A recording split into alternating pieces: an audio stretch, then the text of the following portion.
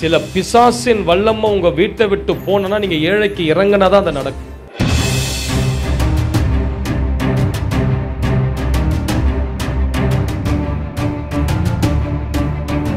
உன் பாவத்தையும் அக்கிரமத்தையும் அகற்ற நீ சிறுமையான ஜனங்களுக்கு மனம் இறங்கணும்.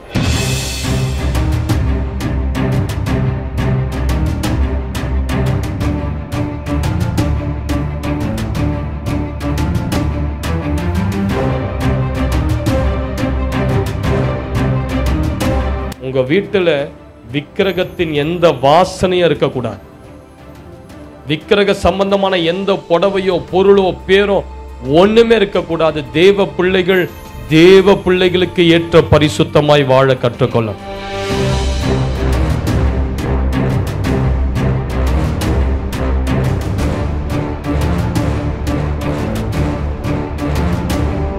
நீங்க வேர்வை சிந்தி நேரம் செலவிட்டு சம்பாதித்த பணத்தை தவிர உங்க வாழ்க்கையில ஷார்ட்கட்ல வரக்கூடிய எல்லா பணமும் சாபம்தான்.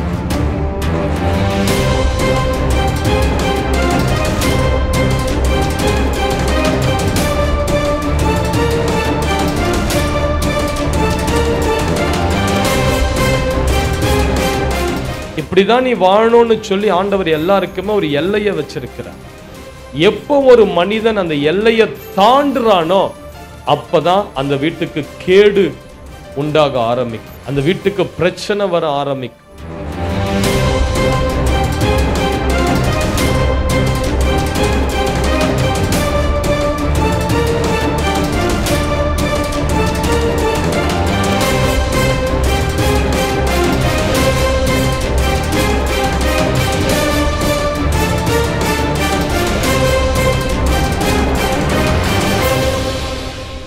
வேலூர் மக்களுக்கு ஒரு நற்செய்தி.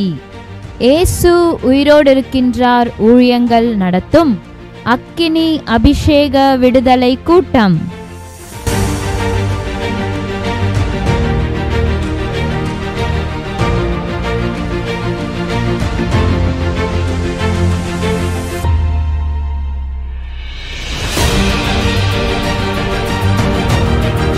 கடைசி கால அக்கினி அபிஷேகத்தை பெற்றுக்கொள்ளவும் தினேஷ் பாஸ்டர் அவங்க ஜெபித்த ஜபம் புதிய அபிஷேகத்தை இந்த நாளில் நான் பெற்றுக்கொண்டு போகிறேன். குறைவாக வந்தேன், ரொம்ப நிறைவாக போகிறேன். ரெட்டை தண்ணியான அக்கினி அனாயிட்டிக் என் மேலே இருந்தது. நான் உக்காந்த போதே நான் உணர்ந்துட்டேன். அந்த அனாயிட்டிக் உடம்பு ஃபுல்லாக இப்போ கூட இருக்குது. அது எனக்கு ஒரு மாதிரி ஹீட்டாகவே இருக்குது பாடி. பாஸ்டோட மெசேஜ் நல்ல வல்லமையாக இருந்துச்சு, நல்ல அக்கினி அபிஷேகம் கிடச்சி. இயற்கைக்கு அப்பாற்பட்ட தெய்வீக சுகத்தை பெறவும் ஸ்கின் ப்ராப்ளம் இருந்து கர்த்தர் எனக்கு விடுதலை கொடுத்தாரு. ஒரு கால் வைத்து நடக்க முடியாமல் ஒரு சூழ்நிலை எனக்கு இருந்தது. என்னை வரப்போ கூட என் பிள்ளைங்கள்லாம் என்னை கைப்பிடிச்சி தான் தூக்கிட்டு வந்தாங்க. இப்போ பாருங்கள், என்னை குதிக்க என் தேவன் கிருபை செய்தார்.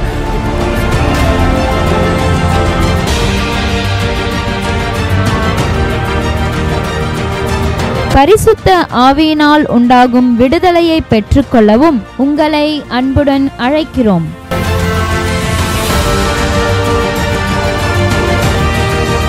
பலவீனமா வந்த விடுதலையோடு நான் திரும்பி போறேன். மகிமையான ஆராதனை, உருவாக்கும் தேவ செய்தி, வல்லமையான ஜெபம்.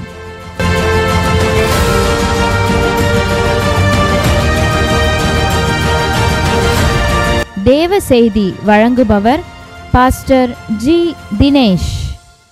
ஆண்டவர் எனக்கு அபிஷேகம் கொடுத்தார், வல்லமை கொடுத்தார், என்னை பலப்படுத்தினார். ரொம்ப கர்த்தருக்கு ஸ்தோத்திரம். இந்த ஊழியக்காரை இன்னும் எடுத்து ஆண்டவர் பயன்படுத்துவார். அபிஷேகத்தின் ஆவி கொஞ்ச நாளாக இல்லாமல் இருந்தது, இன்னைக்கு பெற்றுட்டு போகிற மன நிறைவா.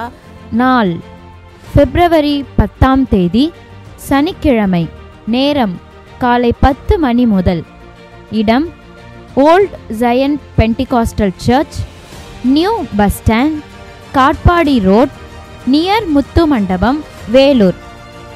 தொடர்புக்கு 812-224-6777 மற்றும் 842-842-0086. வருகின்ற ஒவ்வொருவருக்கும் தனிப்பட்ட முறையில் ஆலோசனையும் ஜெபமும் செய்யப்படும். நல்ல ஆவில நிரம்பி கைகளை தட்டி கைகளை உயர்த்தி வாயை விரிவாய் திறந்து சத்தத்தை உயர்த்தி நீங்க அப்படி ஜெபிக்கும் போது பாருங்க, பரலோகம் உங்களுக்காக திறக்கப்பட்டு அக்கினி சேனை உங்களுக்காக இறங்கி வரும். பட்டயத்தை உருவின தேவ தூதர்கள் இறங்க ஆரம்பிப்பாங்க. ஷபா லீபரா கட்டா ஷீகா ரைபலபரா. உன் வேதனையை பார்த்து, உன் மன துக்கத்தை பார்த்து இயேசு இந்த கூட்டத்தில் இறங்கி உலாவுவார். உன்னை கரத்தை பிடித்து அந்த உளையான சேரு, அந்த துன்பத்தின் பாதை, அந்த துக்கத்தின் பாதை, அந்த வறுமையின் பாதை, அந்த பிசாசின் கட்டு, அந்த மரண கட்டு, அந்த செய்வன கட்டிலிருந்து ஆண்டவர் உங்களை தூக்கி எடுப்பார். இன்றைக்கு பயப்படாத, பயப்படாத. உன்னோடு கூட இருக்கிறவர் 1000 பிசாசுகளை பார்க்கிலும், கோடி பிசாசுகளை பார்க்கிலும் வல்லவர், வல்லவர், அக்கினியானவர், அபிஷேகம் நிறைந்தவர், கட்டுக்களை உடைக்கிற அபிஷேகம் பெற்றவர். மரண கட்டுக்கள், பாதாள கட்டுகள், அந்தகார சங்கிலிகள், பிசாசின் வல்லமைகளை உடைத்து எறிகிற வல்லமை நம் தேவனுக்கு உண்டு. ஜெபிங்க, ஜெபிங்க, ஜெபிங்க, ஜெபிங்க. இப்பொழுது அநேகருடைய தலையின் மேல ஒரு யுத்தம் செய்கிற அபிஷேகம் இறங்குகிறது. யுத்தம் செய்கிற வல்லமை வருகிறது. அக்கினி இறங்குகிறது, அக்கினி இறங்குகிறது, அக்கினி இறங்குகிறது. நீ ஒரு யுத்த குதிரை, நீ சேனைகளின் கர்த்தருடைய குதிரை, நீ ஒரு யுத்த சேனை, அவருடைய ராணுவத்தில் இருக்கிற ஒரு யுத்த சேனை. நீ அக்கினி ரதம் போன்ற கால்களை உடைய பிள்ளை. எழும்பு, எழும்பு. நீ சோர்வுற்று இருக்கிற நேரம் இல்லை இது. எழும்பி யுத்தம் செய், உன் சத்துருவை மிதி. லே பாகா தூரா. பெற்றுக்கொள், பெற்றுக்கொள், பெற்றுக்கொள், பெற்றுக்கொள். ஆண்டவருடைய வல்லமை அநேகர் மேல நெருப்பாய் இறங்குகிறது. அபிஷேகம் இறங்குகிறது, அபிஷேகம் இறங்குகிறது. அவருடைய அபிஷேகம் உன் தலையின் மேல ஓ பரிமள தைலமாய் ஊற்றப்படுகிறது. Receive that anointing. ஜெபிங்க, ஜெபிங்க, ஜெபிங்க, ஜெபிங்க. ஜெபத்துல தான் ஜெயம். ஜெபிக்கிறவனுக்கு தான் ஜெயம். இயேசுவேன்னு நோக்கி கூப்பிடு. தங்கள் ஆபத்திலே என்னை நோக்கி கூப்பிட்டார்கள், நான் அவர்களை விடுவிப்பேன், அவர்கள் என் நாமத்தை மகிமைப்படுத்துவார்கள் என்று கர்த்தர் வாக்கு கொடுத்திருக்கிறார். நீ கர்த்தரை நோக்கி கூப்பிட்டால் கர்த்தர் உன்னை விடுதலையாக்குவார். நீ அவர் நாமத்தை மகிமைப்படுத்துவாய். Remo la bakate libra gada dira gada la binia lega dunaga diriga dala bakatura. மந்திரத்தினால் வந்த சில புண்கள், மந்திரத்தினால் வந்த சில கட்டிகள் இயேசுவின் இரத்தத்தால் இப்போது உடம்புல இருந்தது உடையுது, உடையுது. மந்திரத்தினால் வந்த சில வியாதிகள் விலகுகிறது, மந்திரத்தினால் வந்த சில நோய்கள் விலகுகிறது. ले माशा दा दा दा दा दा दा दा ले बरा गदा धीरा गदा लाबा. மந்திரத்தினால் வந்த சில வியாதிகள், மந்திரத்தினால் வந்த சில நோய்கள், மந்திரத்தினால் வந்த கடன் பாரங்கள், மந்திரத்தினால் வந்த சில குழப்பங்களை இயேசு கிறிஸ்துவின் நாமத்தை சொல்லி அடி அந்த ஆவிகளை. அடி அடி அடி அந்த ஆவிகளை அடி. மந்திரத்தினால உன்னை முடக்கி வைக்க விடாத, மந்திரத்தினால உன்னை முடக்கி வைக்க விடாத, மந்திரத்தினால உன்னை கட்ட விடாத. உன் குடும்பத்தை கட்ட மந்திர ஆவிகளுக்கு இடம் கிடையாது. உன் வீட்டை கட்டி போட மந்திரவாதிகளுக்கு அதிகாரம் கிடையாது. நீ கர்த்தருடைய பிள்ளை. அவர் நாமம் உன் தலையில நெற்றியில நெருப்பாய் எழுதி இருக்கிறது. உன் வீட்டுக்குள்ள செத்த ஆவிகள் நடமாட யார் அவைகளுக்கு அதிகாரம் கொடுத்தது? உன் வீடு கர்த்தருடைய வீடு. உன் வீடு கர்த்தர் உலாவுகிற வீடு. உன் வீடு கர்த்தருடைய பாளையம். அடி இங்க ஜெபிக்கிற ஜெபத்துல உன் வீட்டுக்குள்ள துணிவாய் நுழைகிற ஆவிகள் இப்போது எரிந்து கொண்டு உன் வீட்டை விட்டு இப்ப வெளியே ஓடணும்.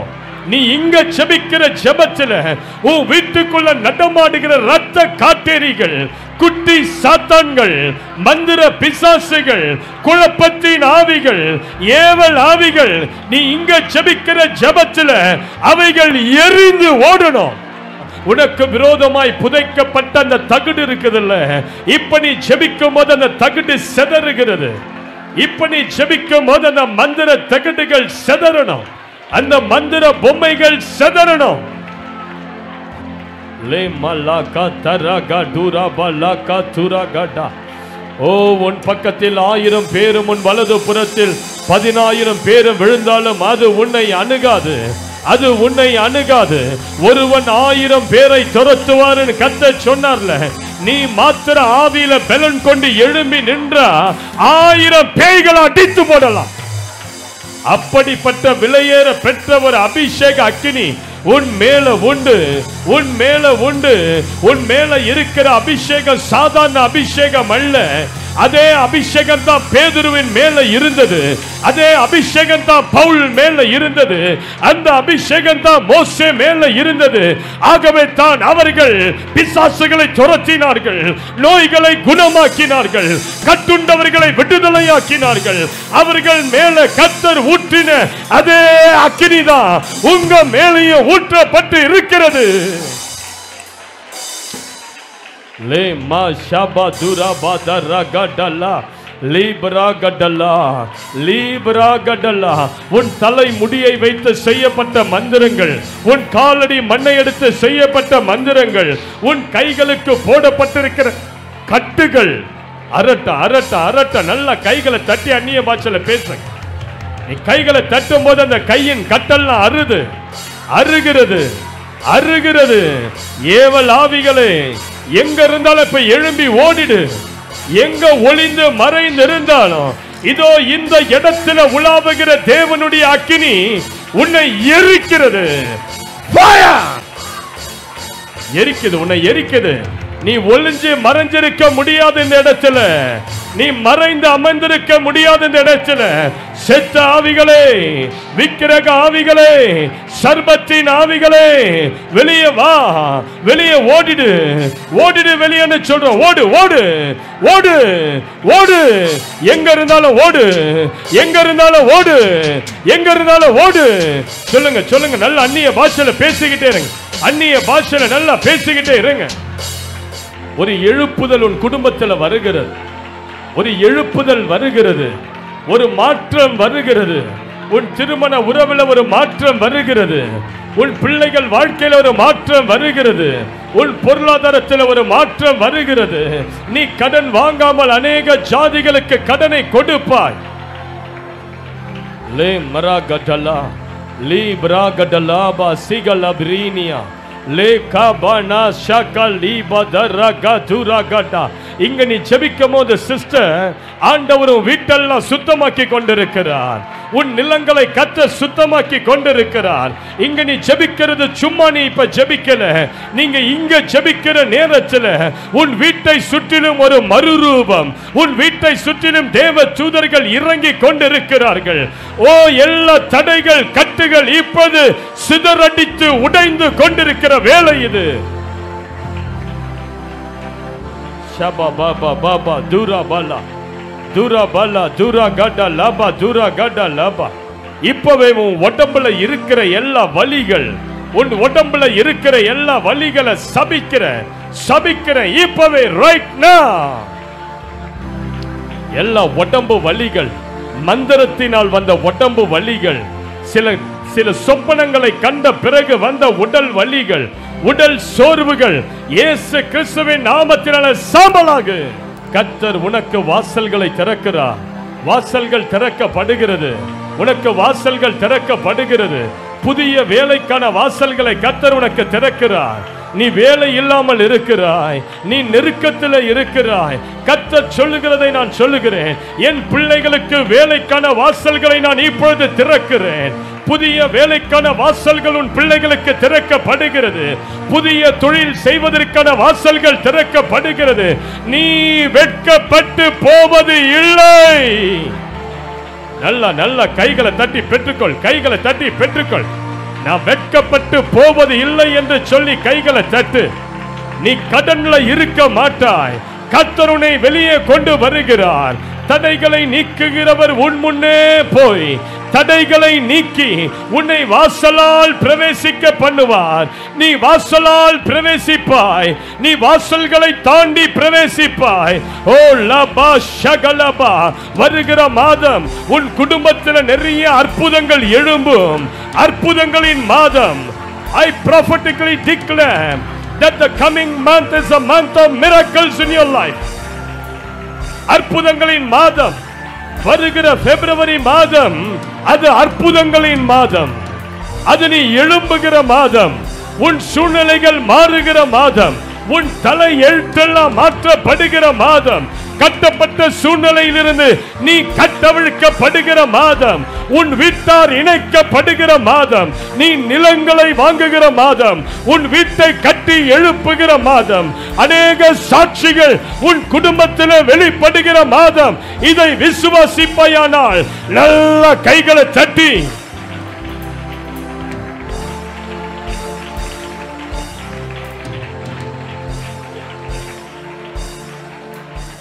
Shamahadaraba Kabalaba Kataraba Kabalaba Kataraba Kataraba Lebaka Shagadidara Lebaraka Turagadalaba Kataragadaraba. வருகிற மாதம் நீ நல்லா ஜெபிக்க போகிறாய். அது ஜெப மாதமாகவே இருக்கும். இதுவரைக்கும் இல்லாத அளவு ஒரு ஜெபத்தின் அபிஷேகம் உன்னை மூடுகிறது. ஒரு ஜெபத்தின் வல்லமை உன்னை நிரப்புகிறது. நன்றி நன்றி நன்றின்னு சொல்லுங்க. நன்றி அப்பா, நன்றி அப்பா, நன்றி அப்பா. அது ஜெபிக்கிற மாதம், உபவாசிக்கிற மாதம், வேதாகமத்தை நேசித்து வாசிக்கிற மாதம், அந்நிய பாஷையில நீ முழுகுகிற மாதம், ஆவியானவரோடு ஆழமான உறவுல நடக்கிற மாதம்.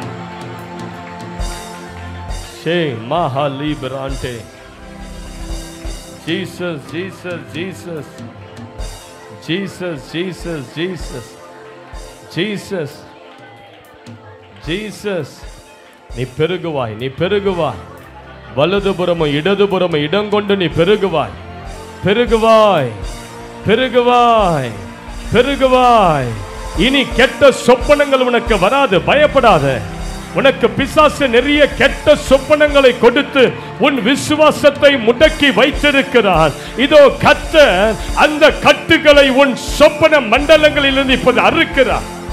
பயம் பொருத்துகிற சொப்பனங்கள், வியாதிப்பட்டு மறிக்கிறது போன்ற சொப்பனங்கள், உன் வீடு உடைக்கப்படுகிறது போன்ற சொப்பனங்கள், பாம்புகள் கடிப்பது போன்ற சொப்பனங்கள், நாய்கள் துரத்துவது போன்ற சொப்பனங்கள், நீ தண்ணீரிலே முழுகுவது போன்ற சொப்பனங்கள், இப்படிப்பட்ட சொப்பனங்களை கொடுத்து பிசாசு உன்னை ஒரு பயத்தில் கட்டி வைத்திருக்கிறார். இப்பொழுது கர்த்தர் உன்னை கட்ட அவிழ்க்கிறார். அப்படிப்பட்ட பயத்திலிருந்து நீ விடுதலை ஆகிறாய்.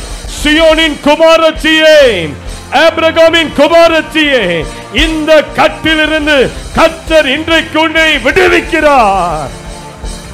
வயிற்றில் இருக்கிற எல்லா மந்திரங்கள் வெளியே போன்னு சொல்லு. எல்லா வாந்தி வழியா, இரும்பல் வழியா, ஏப்பம் வழியா, இயேசுவின் நாமத்தால் என்னை விட்டு வெளியே வா சொல்ல. அந்த ஆவிய உன் வயிற்றில் இருக்கிறதுக்கு இடத்தை கொடாத. உன் வயிற்றில் ஒளிந்திருந்து உன் வாழ்க்கையை ஆட்கொள்ள அவைகளுக்கு இடம் இல்லை, இடம் இல்லை, இடம் இல்லை. எல்லாம் வாந்தி வழியா வெளியே வான்னு சொல்லுங்க. எல்லாம் வாந்தி வழியா வெளியே வா. என் வயிற்றுக்குள்ள இருக்கிற மந்திர ஆவிகளே, என் வயிற்றுக்குள்ள இருக்கிற செய்வினை ஆவிகளே, சொல்லுங்க சொல்லுங்க சொல்லுங்க சொல்லுங்க. வயிற்றுல கையை வச்சு அந்நிய பாஷையில பேசுங்க. இப்ப வயிற்றுல கையை வச்சு அந்நிய பாஷையில பேசு. அந்நிய பாஷை வரலன்னா இயேசுவின் ரத்தம் ஜெயனை சொல்லிக்கிட்டே இருங்க. இப்பொழுது கர்த்தர் உங்க வயிற்றுல ஒரு நெருப்பை ஊற்றுகிறார், நெருப்பை ஊற்றுகிறார். சில ஆவிகள் வாந்தி வழியா வெளியே வரும், சில வல்லமைகள் வாந்தி வழியா வெளியே வரும், சில அந்தகார கிரியைகள் வாந்தி வழியா வெளியே வரும். லே பிரா கடல்லா. வயிற்றுக்குள்ள மறைந்திருக்கிற சர்பத்தின் ஆவியே, விக்கிரகத்தின் ஆவியே, வயிற்றுக்குள்ள இருந்து வெளியே வா. கர்த்தருடைய கரம் உன் தலையை பிடித்து உன்னை வெளியே பிடுங்கட்டும். ஏப்பம் வழியா, இருமல் வழியா, வயிற்றில் இருக்கிற அல்சர், வயிற்றில் இருக்கிற கட்டிகள், வயிற்றில் இருக்கிற பொல்லாத ஆவிகளின் கிரியைகள், வயிற்றில் ஒளிந்திருக்கிற மந்திரங்கள், வயிற்றில் கிரியை செய்கிற அந்தகார சக்திகள், குடல்களுக்குள்ளிருந்து, கர்ப்பப்பைக்குள்ளிருந்து இயேசுவின் நாமத்தில் அதட்டுங்க, அதட்டுங்க, அதட்டுங்க. வெளியே வான்னு சொல்லுங்க. இரும்பல் வந்தா நல்லா இரும்ப ஆரம்பிங்க. லே மராக்காட்டே, இரும்பல் வந்தா நல்லா இரும்ப ஆரம்பிங்க. வெளியே வருது, வெளியே வருது. வயிற்றுக்குள்ள இருந்து அது வெளியே வருது, வெளியே வருது. கர்த்தருடைய அக்கினி இறங்குது. கர்த்தருடைய அக்கினி ஒவ்வொரு மேலே இங்கு இறங்கி கொண்டு இருக்கிறது. கர்த்தர் உன்னை சுத்தமாக்கி கொண்டிருக்கிறார். கர்த்தர் உன்னை விடுதலையாக்கி கொண்டிருக்கிறார். சில சாபங்கள் உங்க வயிற்றை விட்டு வெளியே பிடுங்கப்படுது, பிடுங்கப்படுது. சில சாபங்கள் உங்கள் வயிற்றை விட்டு வெளியே பிடுங்கப்படுது, பிடுங்கப்படுது, பிடுங்கப்படுது. பொல்லாத ஆவிகள் வெளியே வருது பாருங்க. மந்திரங்கள் வெளியே வருது பாருங்க. மந்திர சக்திகள் எல்லாம் வெளியே வருது, வெளியே வருது. வாந்தி வழியா வெளியே வா, வெளியே வா. மூட்டை முடிச்சிய கட்டிக்கிட்டு வெளியேறு.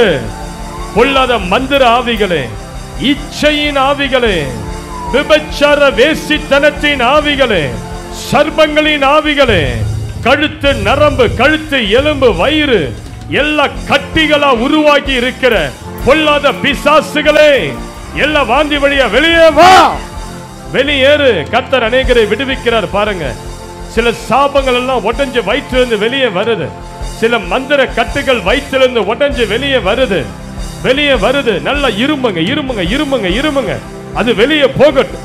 சில செத்த ஆவிகள், உங்க கடன் பிரச்சனையில முடக்கி வைத்திருக்கிற சில ஆவிகள், உங்களுக்கு உணவு வழியா கொடுக்கப்பட்ட சில மந்திர சாப்பாடு, சில மந்திர மை, மந்திர பொடிகள், இயேசு கிறிஸ்துவின் நாமத்தினால் இப்பவே வயிற்றிலிருந்து, உடம்புல இருந்து, குடல்கள் இருந்து வெளியே வா. ஒளிந்திருக்காத வெளியே வா. மந்திர ஆவிகளே, ஏவல் பிசாசுகளே, வெளியே வா, வெளியே வா. சிலருக்கு இரும்பல் வழியா இப்ப வெளியே வருது. அப்படி வந்ததுன்னா நல்லா இருமுங்க. நீங்கள வாலண்டியரா நல்லா இருமுங்க. லே மாக்கா லீ பல்லாக்கா சே கட்டா சீ கட்டோ லே மரா. எல்லாம் அந்த பொம்மைகள் எரிய ஆரம்பிக்கிறது. உங்க பேர் எழுதப்பட்ட தகுடுகள் எல்லாம் எரிகிறது, எரிகிறது, எரிகிறது, எரிகிறது. தலையை விட்டு, வயிற்றை விட்டு, குடல்களை விட்டு வெளியே வா, வெளியே வா. எல்லாம் வாந்தி வழியா எடு. எல்லாவும் அடைப்புகளை இயேசுவின் ரத்தத்தை தெளிச்சு உடைக்கிறேன், உடைக்கிறேன், உடைக்கிறேன், உடைக்கிறேன், உடைக்கிறேன். நல்லா கேளுங்க. நீங்க இங்க விடுதலை ஆனீங்கன்னா உங்க கணவன் இங்க விடுதலை ஆவார். நீங்க இங்க விடுதலைக்கு ஒப்பு கொடுத்தா உங்க பிள்ளைகளும் அந்த இடத்துல விடுதலை பெற்றுக் கொண்டிருப்பாங்க. நீங்க எந்த அளவுக்கு விடுதலைக்குள்ள கடந்து போறீங்களோ உங்க வீட்டார் எல்லாரும் விடுவிக்கப்படுவாங்க. ஒப்பு கொடுங்க. ஒப்பு கொடுத்து நல்லா ஜெபம் பண்ணிக்கிட்டே இருங்க, ஜெபம் பண்ணிக்கிட்டே இருங்க. உங்களுக்குள்ள இருக்கிற இந்த சர்பத்தின் வித்தெல்லாம் வெளியே வரட்டும். அந்த சர்பத்தின் வித்தெல்லாம் வெளியே வரட்டும், வெளியே வரட்டும், வெளியே வா. விக்கிரக பிசாசுகளே, பொருளாதாரத்தை அடைத்து வைத்திருக்கிற ஆவிகளே, இயேசுவின் நாமத்தினால், இயேசுவின் இரத்தத்தால் அந்த ஆவிகள் வெளியே போகட்டும். அந்த கிரியைகள் உங்களை விட்டு வெளியேறட்டும். அந்த கிரியைகள் உங்களை விட்டு வெளியேறட்டும். அந்த கிரியைகள் உங்களை விட்டு வெளியேறட்டும். ஏப்ப வழியா சில சாபங்கள் வெளியே வருகிறது. ஏப்ப வழியா சில ஆவிகள் வெளியே ஓடுகிறது. Right now, இயேசுவின் நாமத்தினால் fire. லபா ரபா தரகட லபரபா. வல்லமை உண்டு, உண்டு, அற்புத வல்லமை இயேசுவே இரத்தத்தால். வல்லமை உண்டு, உண்டு, அற்புத வல்லமை ஆட்டுக்குட்டியின் இரத்தத்தினால். எல்லாம் வாந்தி வழியா வெளியே ஓடு. உண்டு, அற்புத வல்லமை இயேசுவே இரத்தத்தால். வல்லமை உண்டு, உண்டு, அற்புத வல்லமை ஆட்டுக்குட்டியின். வல்லமை உண்டு, உண்டு, அற்புத வல்லமை இயேசுவே இரத்தத்தால். வல்லமை உண்டு.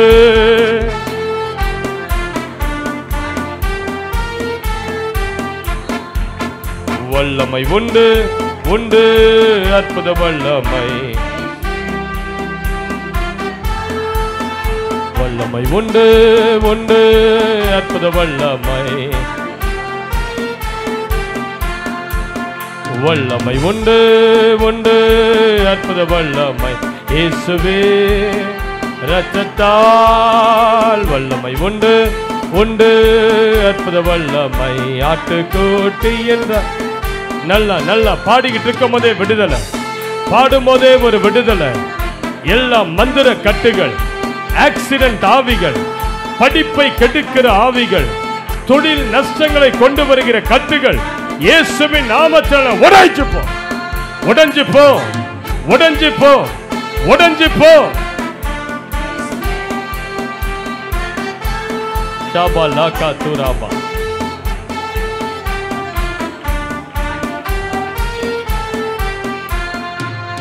வல்லமை உண்டு உண்டு, அற்புத வல்லமை இயேசுவே இரத்தத்தால். வல்லமை உண்டு உண்டு, அற்புத வல்லமை ஆட்டுக்குட்டி இரத்தத்தினால். வல்லமை உண்டு உண்டு. அந்த இரத்தம் உங்கள் தலையின் மேல இறங்கட்டும், அந்த இரத்தம் உங்கள் உடம்பின் மேல பாயட்டும். நெருப்பை போல அக்கினியாய் அக்கினியாய் உங்கள் தலையின் மேல் அந்த ரத்தம் ஊற்றப்படுவதால் உங்கள் வீட்டை சுற்றிலும் அந்த ரத்தத்தை நான் நெருப்பா தெளிக்கிறேன், நெருப்பா தெளிக்கிறேன், நெருப்பா தெளிக்கிறேன். பொழிந்திடும் வல்லமை உன்னதத்தின் வல்லமை, ஆவியின் அக்கினியின் வல்லமை, பொழிந்திடும் வல்லமை.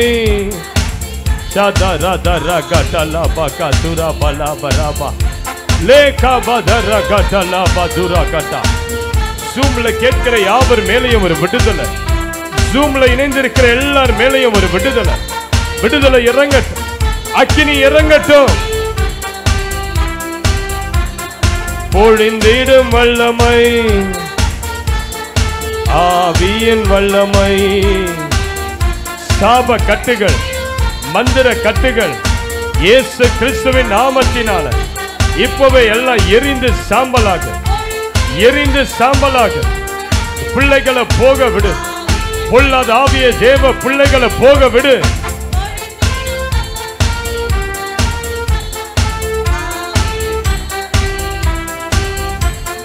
பொழிந்திடும் வல்லமை.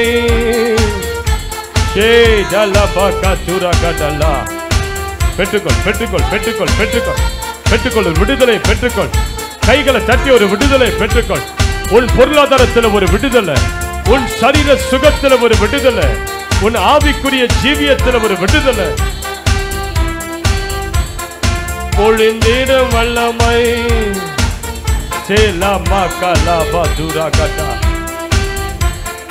பொழிந்திடும் வல்லமை.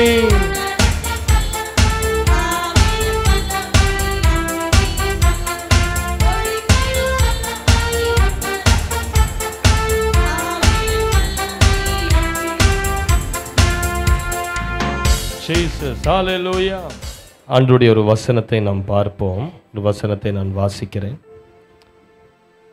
1 யோவான் 5ஆம் அதிகாரம் 18வது வசனம். எடுத்தவங்க வாசிங்க.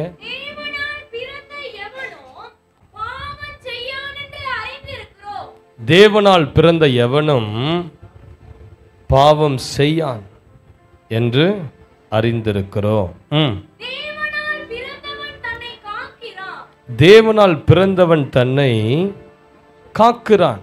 தேவனால் பிறந்தவன் தன்னை காக்கிறான். நல்லா கேளுங்க, நல்லா கேளுங்க. ஆண்டவர் சொல்றாரு, தேவனால் பிறந்தவன் தன்னை காக்கிறான். நல்லா கேளுங்க.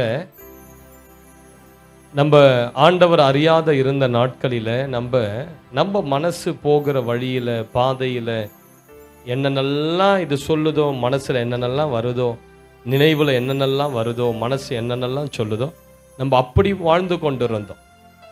அப்படி வாழ்ந்து கொண்டிருந்தபடினால தான் நிறைய பிரச்சனையில் போய் நம்ம சிக்குண்டு தவித்து போராடி ஆசீர்வாதங்களை இழந்தோம்.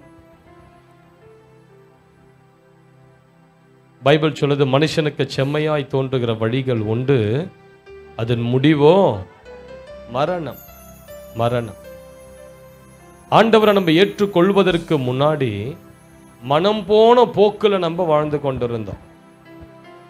என்ன செய்யணும்னு நினைச்சோமோ அதை செய்தோம், என்ன ஆசைப்பட்டோமோ அதெல்லாம் அனுபவித்தோம், எதை பேசணும்னு நினைச்சோமோ அதை பேசணும், எந்த பொருளை வாங்கணும்னு நினைச்சோமோ அதை வாங்கணும். ஒரு கட்டுப்பாடற்ற வாழ்க்கை நம்ம ஆண்டவரை ஏற்றுக்கொள்வதற்கு முன்னாடி இருந்தது. ஆனா நம்ம ஆண்டவருக்குள்ள வந்த பிறகு, தேவனால் பிறந்த பிறகு, இயேசுவை ஏற்றுக்கொண்டு மறுபடியும் ஞானஸ்நானம் பெற்று நம்ம அவருடைய சொந்த பிள்ளைகளாய் மாறின பிறகு இப்ப நம்ம எப்படி இருக்கணுமா, நம்மை காத்து கொள்ள வேண்டும் என்று வேதம் சொல்லுகிறது. ஹல்லேலூயா. தேவனால் பிறந்த எவனும் தன்னை காத்து கொள்ளுகிறான். நல்லா கேளுங்க சிஸ்டர் பிரதர், நம்ம வாழ்க்கை நம்ம கையில தான் இருக்கு. நம்ம வாழ்க்கையை நம்ம காத்து கொள்ளணும். Life is very precious. நம்ம ஆண்டவர் சபைக்குள்ள வந்துட்டு ஏடா கூடமான வாழ்க்கை வாழ்ந்துட்டு வெளியே போய் வேற மாதிரி உலகத்தனமா வாழ்ந்துட்டு அதுக்கு பிறகு ஆண்டவரே நான் ஆசீர்வதிங்க, என்னை விடுதலை ஆக்குங்கன்னு சொல்றதுல பிரயோஜனமே கிடையாது. தேவனால் பிறந்தவன் தன்னை காக்குறான் காக்குறான். ஒரு முறை ஒரு ஐடி கம்பெனியில வேலை செய்து கொண்டிருந்த ஒரு வாலிபன் நல்லா ஊழியம் செய்து அவன் ஒரு பயங்கரமான ஒரு போதைப் பொருளுக்கு அடிமையா இருந்து அதுக்கு பிறகு அதெல்லாம் விட்டு வெளியே வந்து ஆண்டவருக்குள்ள வந்து கொஞ்ச நாட்களே ஆண்டவர் அவனை பயங்கரமா எடுத்து பயன்படுத்த ஆரம்பிச்சிட்டார். ஐடி கம்பெனியில வேலை செய்து கொண்டிருந்தே அவன் ஆண்டவருக்கென்று பயங்கரமா பயன்பட்டான். எனக்கு தெரியும் அந்த நபரை, அதனால தான் சொல்றேன். சின்ன வயசுலயே ஆண்டவர் அவனை பயங்கரமா உயர்வுக்குள்ள கொண்டு போனார். அவனுடைய 24, 25 வயசுல ஒரு ப்ரோக்ராம் மேனேஜரா ஒரு கம்பெனியில கிட்டத்தட்ட 4 லட்சம் ரூபாய் சம்பளம். யோசித்து பாருங்க, ஒரு 24, 25 சின்ன வயசுலயே 4 லட்சம் ரூபாய் சம்பளம். அவ்வளவு சின்ன வயதிலே இவ்வளவு சம்பாதிக்கிறேன்னு சொல்லி இந்த கம்பெனியில இருக்கிற எல்லாருமே அவனை பார்த்து பொறாமை படக்கூடிய அளவு கர்த்தர் அவனை அவ்வளவு மேன்மையா வைத்தார். ஆடு மேய்த்து கொண்டிருந்தவனை அரசனாக்குனது போல இவனை ஒரு போதை பொருட்களுக்கு ஊசி போட்டு போதை ஏற்றி வாழ்ந்து கொண்டிருந்த இவனை ஆண்டவர் அவ்வளவு உயரத்துல வைத்தார். நல்லா ஊழியம் செய்தான். அவன் கிட்டார் எடுத்து பாடினான்னு வச்சுக்கோங்க, ஒரு இங்கிலீஷ் ஆராதனை, ஜனங்களும் அப்படியே உடஞ்சி அழுவாங்க. ஐயோ ஆண்டவரே என் வாழ்க்கையை நான் கொடுக்கிறேன்னு சொல்லி அவ்வளவு கர்த்தருக்குள்ள ஈர்க்கப்படுவான். அநேக இடத்துல சபைகளில வேலை செய்து கொண்டிருக்கும் போதே அநேக சபைகளில அவனை எடுத்து தேவன் வல்லமையா பயன்படுத்தினார். ஆனா ஒரு நாள் ஆபீஸ்ல இருந்து அவனை வெளி தேசத்துக்கு அனுப்பினாங்க. அது வரைக்கும் நல்லா இருந்தவன் வெளி தேசத்துக்கு போய் அந்த இடத்துல விபச்சாரத்துல விழுந்தான். அவ்வளவுதான் பாருங்க, கட்டுப்பாடை இழந்தான். அந்த இடத்துல போய் ஒரு பெண்ணோடு கூட தவறான பாவத்துல விழுந்தான். அதுக்கு பிறகு அவன் வாழ்க்கையில இருந்த ஆசீர்வாதம் எல்லாம் போச்சு. அதுக்கு பிறகு அவனால ஜெபிக்க முடியல, பைபிள் வாசிக்க முடியல, பரிசுத்தமா அதுக்கு பிறகு தொடர்ந்து வாழ முடியல. அவனுக்குள்ள அந்த எண்ணம் இன்னும் அதிகதிகமா இன்னும் அதிகரிச்சு தொடர்ந்து அதே பாவத்திலேயே நீடித்திருந்தான். அந்த பாவத்தை விட்டு வெளியே வரல. திரும்ப சென்னைக்கு வந்தான். இங்க வந்தோம், ஒரு பெண்ணோடு கூட தொடர்பல் ஆயிட்டான். இந்த விஷயம் அவன் மனைவிக்கு தெரிய வந்தது. மனைவி விவாகரத்து கொடுத்துட்டு போயிட்டான்.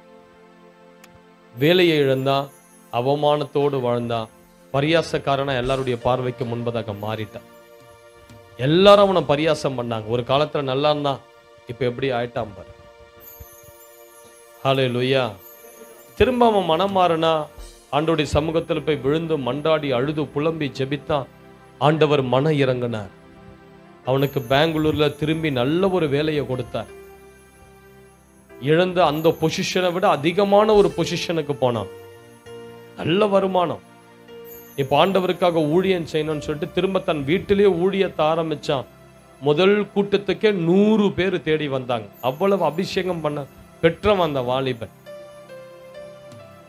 ஆனாலும் பாருங்க, அந்த பழைய பாவம் அவனை விட்டு போகல.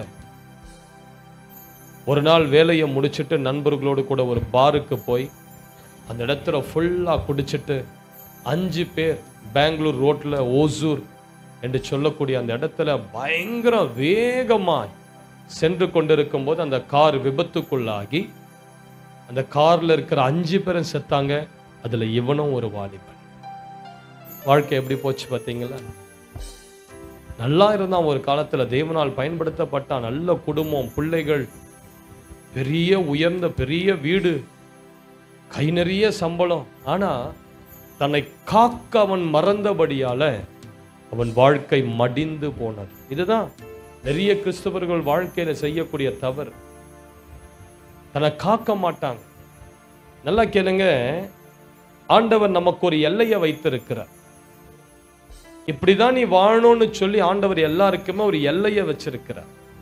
எப்போ ஒரு மனிதன் அந்த எல்லையை தாண்டுறானோ அப்பதான் அந்த வீட்டுக்கு கேடு உண்டாக ஆரம்பிக்கும், அந்த வீட்டுக்கு பிரச்சனை வர ஆரம்பிக்கும்.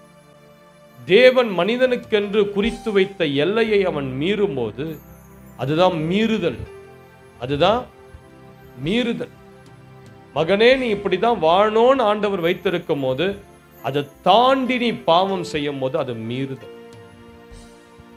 மகனே, உன் சரீரத்தை நீ பரிசுத்தமா வைத்துக் கொள்ளணும் தேவன் நமக்கு கட்டளை கொடுக்கும் போது அந்த தேவன் வைத்திருக்கிற எல்லையை தாண்டி நீங்க பாவம் செய்றீங்க தெரியுமா?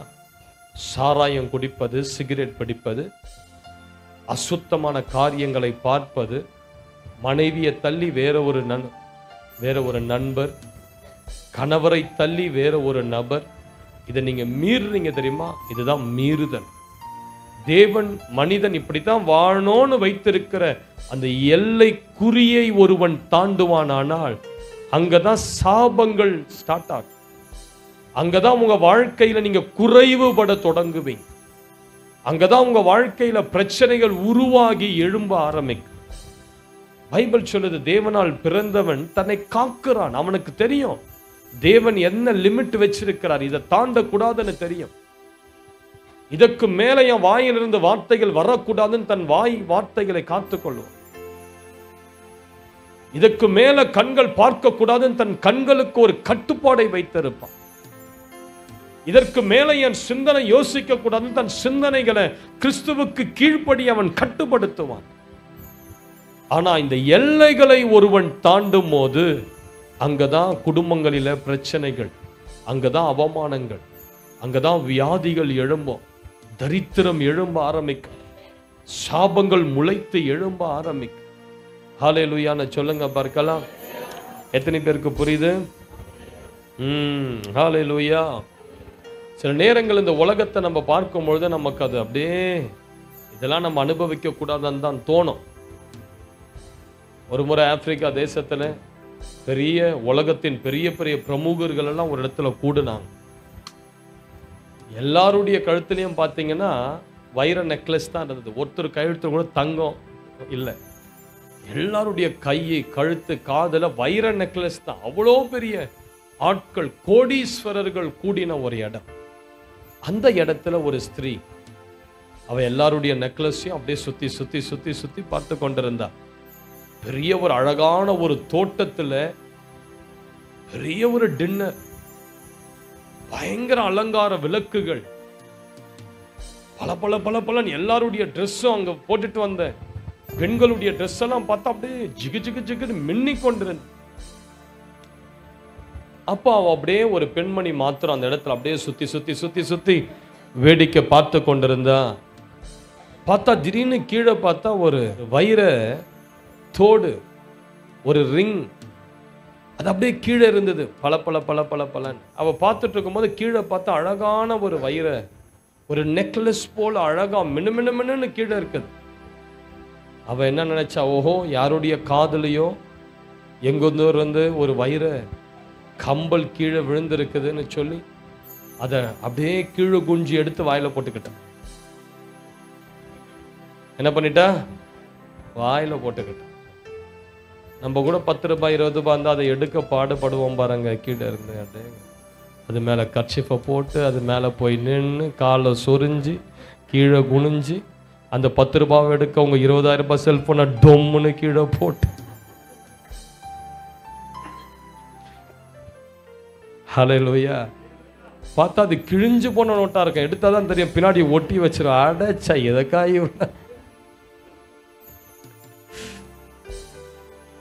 இது போல நம்ம கீழே குனிஞ்சு எடுத்து வாயில போட்டுக்கிட்டா, போட்ட கொஞ்ச நேரத்தில் செத்து போயிட்டான் அந்த பிள்ளை, அந்த பொண்ணு. அதுக்கப்புறம் தான் பார்த்தா என்னன்னா, அது வைரத்தை போல சுருண்டி படுத்து கொண்டிருந்த ஆப்பிரிக்கா தேசத்தின் ஒரு கொடிய விஷப்பாம். அது பல பல பல பல பலன்னு அப்படியே வைரம் போல மின்னி அப்படி சுருட்டி அந்த புட்கள் மேல படுத்திருக்க இவ அது வைர நெக்லஸ் வாயில போட அது நாவை கடித்து விஷம் ஏறி உடனே செத்துட்ட. ஹல்லேலூயான்னு சொல்லுங்க. தேவனால் பிறந்தவன் தன்னை காக்கிறான். நம்ம வாழ்க்கையை பாதுகாக்க, குடும்பத்தை காக்கணும். பிள்ளைகளை ஏடா கூடமா அவிழ்த்து விட்ட கோழி மாதிரி விட்டுறக்கூடாது. அந்த கழுத்தறுத்த கோழி பாருங்க, அது கண்ட்ரோலே இல்லாத ஓடம் பார்த்துருக்கீங்களா? எங்க போய் முட்டுது, எங்க வருதுன்னு. சில நேரங்கள் பிள்ளைங்களுடைய வாழ்க்கையில ஒரு கட்டுப்பாடு போட நம்ம மறந்துடுறோம். அதுங்களுக்கு தேவையான மேக்கப் செட்டு, தேவையான ட்ரெஸ்ஸு. அவன் 1 லட்ச ரூபாய் பைக்கை கேட்டா நீ 2 லட்ச ரூபாய் பைக்கை வாங்கி கொடுத்து. ஹல்லேலூயா.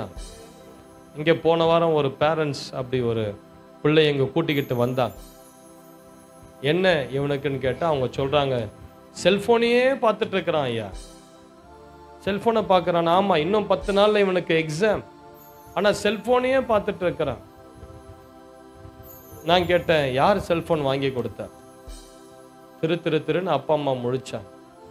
ஐயா நாங்க தான் வாங்கி கொடுத்தோம். நான் கேட்டேன், ஏன் வாங்கி கொடுத்தீங்க? இல்ல, அவன் எங்களுக்கு 1.5 லட்ச ரூபாய் செல்லு வாங்கி கொடுத்தீங்கன்னா நான் நல்லா படிக்கிறேன்னு சொன்னதுனால ஒரு நல்ல ஒரு ஆப்பிள் போன் வாங்கி கொடுத்தேன். இது தேவையா? அதுவும் எவ்வளோ லட்சம்? நான் கேட்டேன், என் போனே 20,000 தான். அவன் படிக்கிற பையனுக்கு எதுக்கு நீங்க 1.5 லட்ச ரூபாய் போன் வாங்கி கொடுத்தீங்க? எல்லைக்கு மீறின பாசம். இன்னைக்கு அவன் என்ன சொல்றான்? எக்ஸாம் எழுத மாட்டேன், நான் படிக்க மாட்டேன், நான் இப்படி தான் இருப்பேன். இப்ப அடுத்து அவன் பைக்கு கேட்டுட்டு இருக்கிறானா? நான் சொன்னேன், ஏற்கனவே நீங்க அவனை பாதி கெடுத்துட்டீங்க. நீங்க ஃபுல்லா கெடுத்துட்டு அவனை பாஸ்டர் கிட்ட கூட்டிட்டு ஜெபிக்க வந்திருக்கீங்களா? தப்பு பண்ணதே நீங்க தான், அவன்ல தப்பு பண்ண.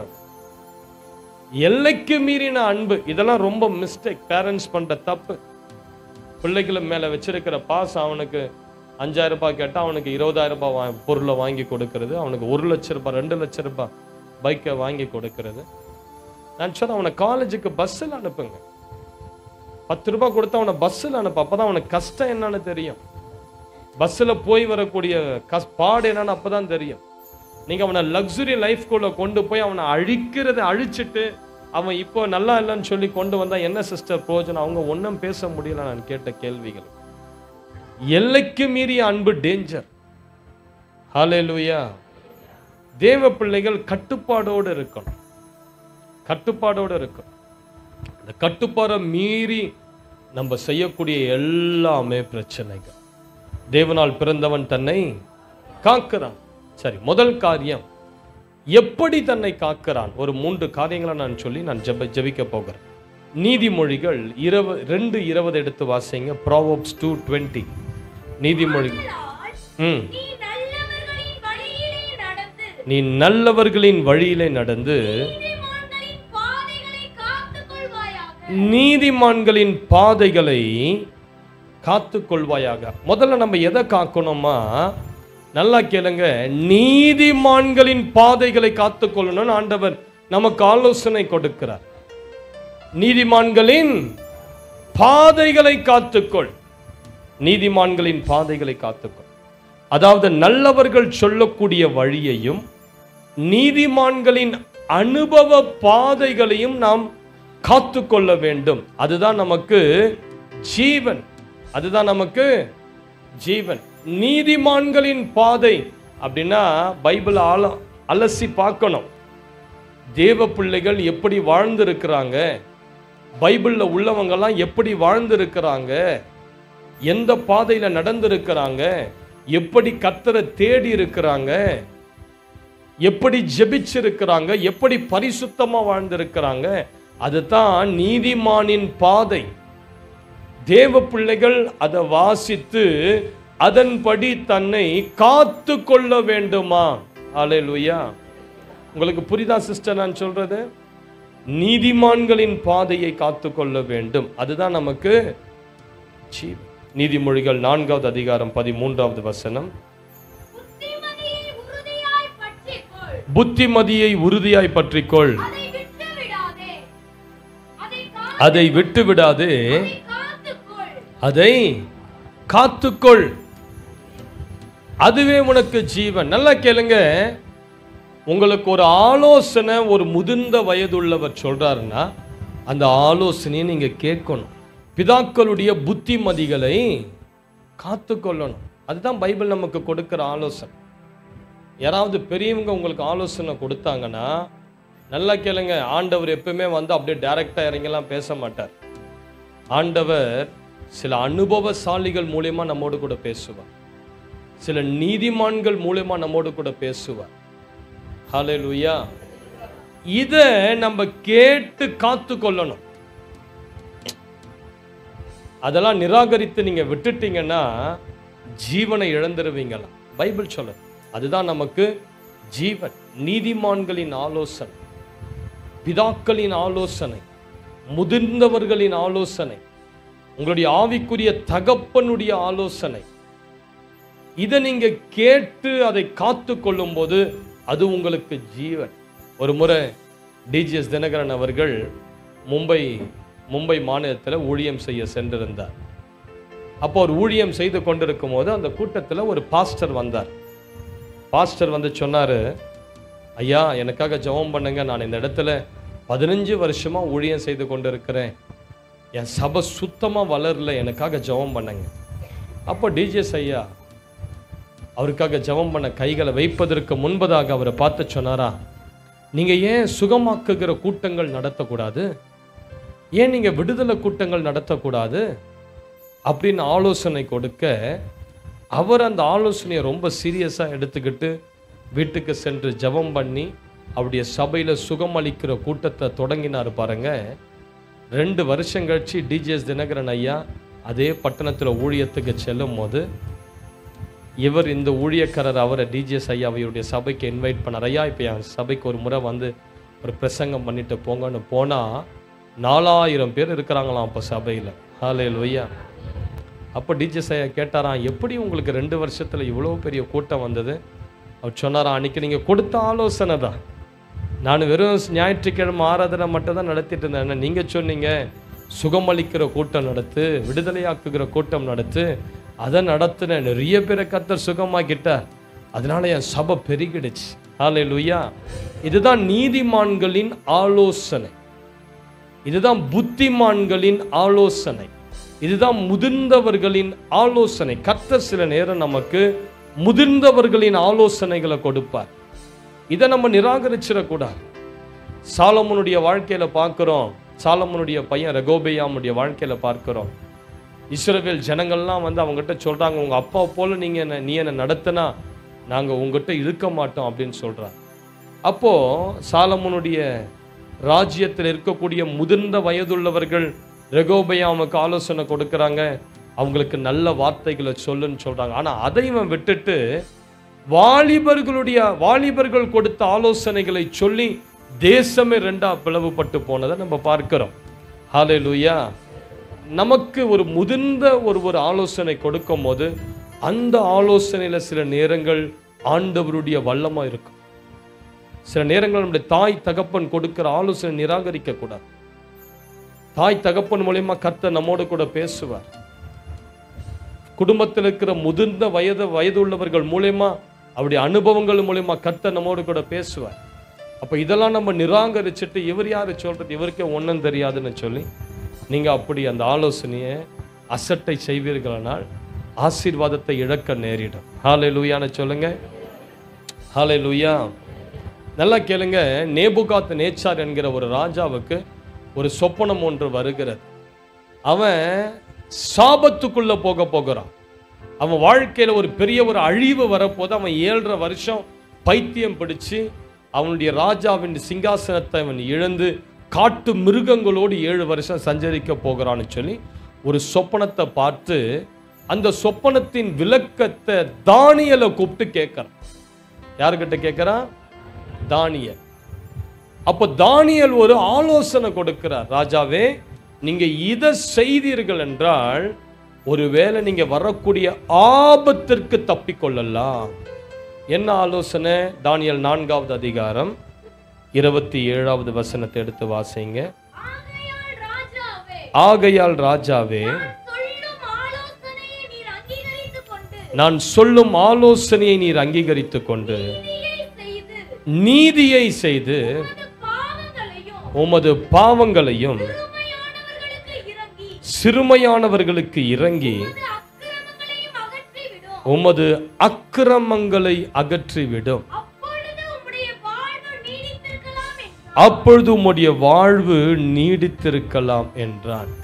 நல்லா கேளுங்க, ஆண்டவர் ஒரு நீதிமானாகிய தானியேல் மூலமாக ராஜாவுக்கு ஒரு ஆலோசனை கொடுக்கிறார். தானியேல் சொல்றாரு, நீ நீதியின் பாதையில முதல்ல நடக்க ஆரம்பி. கெட்ட வழியெல்லாம் விட்டுட்டு தேவன் எந்த வழியில நீ நடக்கணும்னு விரும்புகிறாரோ அந்த வழியில முதல்ல நடந்து, இரண்டாவது நீ ஒரு காரியத்தை செய்யணும். உன் பாவத்தையும் அக்கிரமத்தையும் அகற்ற நீ சிறுமையான ஜனங்களுக்கு மனம் இறங்கணும். இதுதான் கர்த்தர் கொடுக்கிற ஆலோசனை. தானியேல் சொல்றாரு, அவன் பெரிய ராஜா, அவனுடைய வாழ்க்கையில வரக்கூடிய சாபத்திற்கு தப்புனா ஏழைகளுக்கு இறங்கி உதவி செய்ய ஆலோசனை வருது.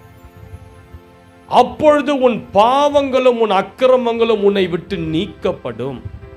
நல்லா கேளுங்க, சில நேரங்கள் நம்முடைய வாழ்க்கையில் இருக்கிற பாவங்கள் அக்கிரமங்கள் எதனால தெரியுமா கர்த்தர் நீக்குவாரு? ஏழைகளுக்கு உதவுறதுனால அதை நீக்குவார். ஹல்லேலூயா. நல்லா கேளுங்க, ஏழைகளுக்கு உதவி செய்யணும். நானே ஏழை அப்படின்னு இருக்கக்கூடாது, எனக்கே சோறு தண்ணி இல்லை அப்படின்னு இருக்கக்கூடாது. உங்களை விட தாழ்வானவங்க நிறைய பேர் இருக்கிறாங்க. அவர்களுக்கு தேவ பிள்ளைகள் உதவி செய்யும் போது என்ன நடக்கும்? உங்க வாழ்க்கையில் இருக்கிற சில பாவங்கள் அக்கிரமங்கள் சாப கட்டுகளை ஆண்டவர் நீக்கி விடுவார். ஹல்லேலூயா. ஒரு ஏழைக்கு ஒருத்தருக்கு உதவி செய்யலாமே. வாரத்தில் ஒருத்தருக்கு ஒரு 2 பொட்டலம், ஒரு 3 பேருக்கு ஒரு 3 பொட்டலம் சாப்பாடு கொடுக்கறதுனால நம்ம பெருசா குறைஞ்சு போயிட போறது. ஒரு 5 இட்லி வாங்கி ஒரு 3 பேருக்கு போற வழியில கொடுங்க. வருஷத்துல ஒரு 2 பேருக்கு புடவை வாங்கி கொடுங்க. உங்க பிறந்த நாளுக்கு ஒரு 10 பேருக்கு சோறு போடுங்க. அதுலதான் சில சாபங்கள் உடையும்னு பைபிள் சொல்லுது பாருங்க. ஒருவேளை நீங்க அப்படி இறங்கி ஏழைக்கு செய்வீர்களானால் இந்த சாபத்திற்கு நீங்கள் தப்பிக்கொள்ளலாம் அப்படின்னு தானியேல் நேபுகாத்நேச்சருக்கு ஆலோசனை கொடுத்தார். ஆனா அவன் கேட்டானா? நம்ம கேட்டோமா? கேட்கலையே. அவனும் கேட்கல பாருங்க. அதனால என்ன ஆச்சு? 7.5 வருஷம் பைத்தியக்காரனா மாறினான். ஆசீர்வாதங்கள் எல்லாம் இழந்து போனான். நல்லா கேளுங்க, கர்த்தர் நம்மை ஆசீர்வதிக்கும் போது நாமோ மற்ற ஏழைகளுக்கு கொடுக்க ஆரம்பிக்கணும். மற்ற ஏழை ஜனங்களுக்கு கொடுக்க ஆரம்பிக்கணும். நான் கோயம்புத்தூர் ஊழியம் செய்ய சென்றிருந்தேன் போன வருஷம் அக்டோபர் நவம்பர். அப்போ அந்த கூட்டத்தில் பார்த்தீங்கன்னா ஒரு பையன் பயங்கரமா அப்படி ஹைட்டா உயரமா கருப்பா அப்படியே இந்த என்ன சொல்றது ரவுடி மாதிரியே அந்த ஆள் பார்க்க. நான் நினைச்சேன் நம்மள போட்டு தள்ள தான் யாரோ வந்திருக்கிறானு கூட தோணுச்சு எனக்கு. கையை கட்டிக்கிட்டு அப்படி நின்றுட்டு இருந்தான் பின்னாடி. ஜபமும் பண்ணல, அவன் ஒன்றும் பண்ணல. அதுதான் எனக்கு ஒரு பெரிய டவுட்டா இருந்தது. அப்போ அந்த கூட்டம்லாம் முடிஞ்சது. 2வது நாள் கூட்டத்திலே வந்து நிற்கிறான். நம்பார் முடி, பெரிய முடி அப்படி விரிச்சு போட்டுட்டு அப்படி நிற்கிறான். கடைசியா பிரேயர்லாம் எல்லாம் கூட்டம்லாம் போனதுக்கு அப்புறம் அப்படியே கிட்ட வந்தான். கிட்ட வந்துட்டு என்கிட்ட சொன்னா, ஐயா எனக்கா கொஞ்சம் ஜெபம் பண்ணுங்க. நான் சொன்னேன், யாருப்பா நீ? நான் சொன்னேன், நானும் இந்த சபை தான் ஐயா, இந்த சபையில் நானும் ஒரு வாலிபன். நான் கேட்டேன், ஏன் இப்படி இருக்கிற நீ? ஏன் உன் தோற்றம் இப்படி பயங்கரமா இருக்குது? அவன் சொன்னா, எங்க அம்மா கேன்சர் வியாதியில உயிருக்கு போராடி வீட்டில் இருக்கிறார், போராடிக்கிட்டு இருக்கிறார். எங்க அப்பாவுக்கு ஆக்சிடென்ட் ஆகி எலும்பெல்லாம் நொறுங்கி அவர் ஒரு பெட்டில் படுத்துட்டு இருக்கிறார். எங்க வீட்டில் சாப்பாடு கிடையாது. நான் தான் எங்க அப்பா அம்மாவை தாங்கிட்டு இருக்கிறேன். என் மனசெல்லாம் வேதனை, என் மனசெல்லாம் அவ்வளோ துக்கம். அதனால தான் நான் இப்படி இருக்கிறேன். நான் கேட்டேன், சரி ஏன் இவ்வளோ பெரிய முடி வளர்த்துட்டு இருக்கிறேன்? அவன் சொன்னான், எங்கள் அம்மாவுக்கு கேன்சர் வந்து அவங்களுக்கு மொட்டை அடிச்சிட்டோம். நான் கேன்சர் ஹாஸ்பிட்டலுக்கு போனேன். அந்த இடத்துல போனால் நிறைய பேர் மொட்டை அடிச்சுக்கிட்டு அழகழகானவங்கெல்லாம் மொட்டை அடிச்சுட்டு முடியெல்லாம் இழந்திருந்தாங்க. அதனால எனக்குள்ள ஒரு பாரம், ஏன் முடியையாவது பெருசாக வளர்த்து ஒரு கேன்சர் பேஷண்ட்டுக்கு தானமாக கொடுக்கலாமேன்னு சொல்லி தான் நான் முடி வளர்த்துக்கிட்டு இருக்கிறேன். ஹல்லேலூயா. அதை கேட்கும் போது எனக்கு மனசு ரொம்ப டச்சிங்காக இருந்ததுச்சு.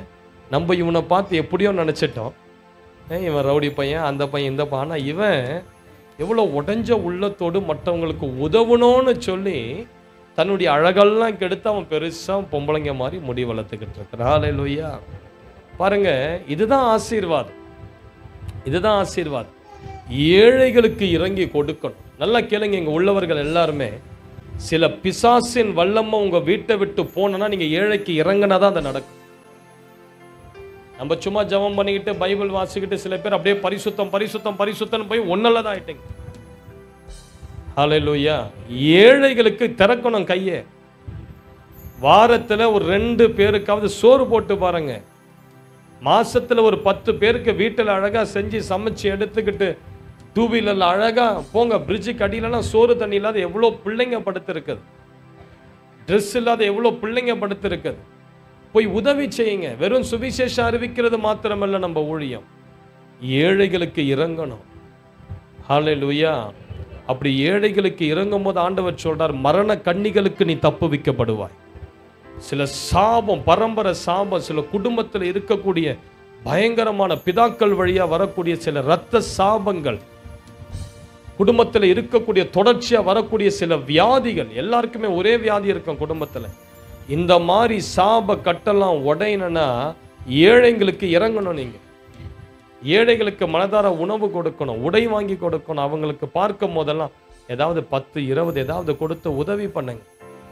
அப்படி நீங்க செய்து பாருங்க, உங்க குடும்பத்தை கர்த்தர் எப்படி ஆசீர்வதிக்கிறாருன்னு பாருங்க. ஹல்லேலூயா. உங்களுடைய வருமானத்துல ஒரு பங்கு கர்த்தருக்காக கொடுக்கணும், அதுல ஒரு பங்கு ஏழைகளுக்காக கொடுக்கணும். இதுதான் பழைய ஏற்பாட்டில் கர்த்தர் கொடுத்த கட்டளை. ஒரு பங்கு அதை தசம பாகமா நீங்க சபைக்கு கொடுத்துடணும். ஆனா ஒரு பங்கு இருக்குது பாருங்க, அதை என்ன பண்ணணும் ஆண்டவர் சொல்றாரு, வீட்டு வாசல்ல அரிசி மூட்டையை வச்சிரு. அந்த வழியா நடந்து போற தரித்திரன், ஏழை, பிச்சைக்காரன், அப்பா அம்மா இல்லாதவன் அந்த அரிசியை எடுத்துக்கிட்டு போட்டோம் கொஞ்சம் கொஞ்சம். இவன் வயல்ல அறுக்கும் போது ஃபுல்லா சேர்த்து அறுத்துறாத, மொட்டையா அறுத்துறாத, ரவுண்டா அறுவடை செய். அந்த மூளை முடுக்கெல்லாம் விட்டுடு. ஏன்னா அந்த இடத்துல இருக்கிற ஏழைங்க அதை அறுவடை செஞ்சு அவங்க சாப்பிட்டுட்டு.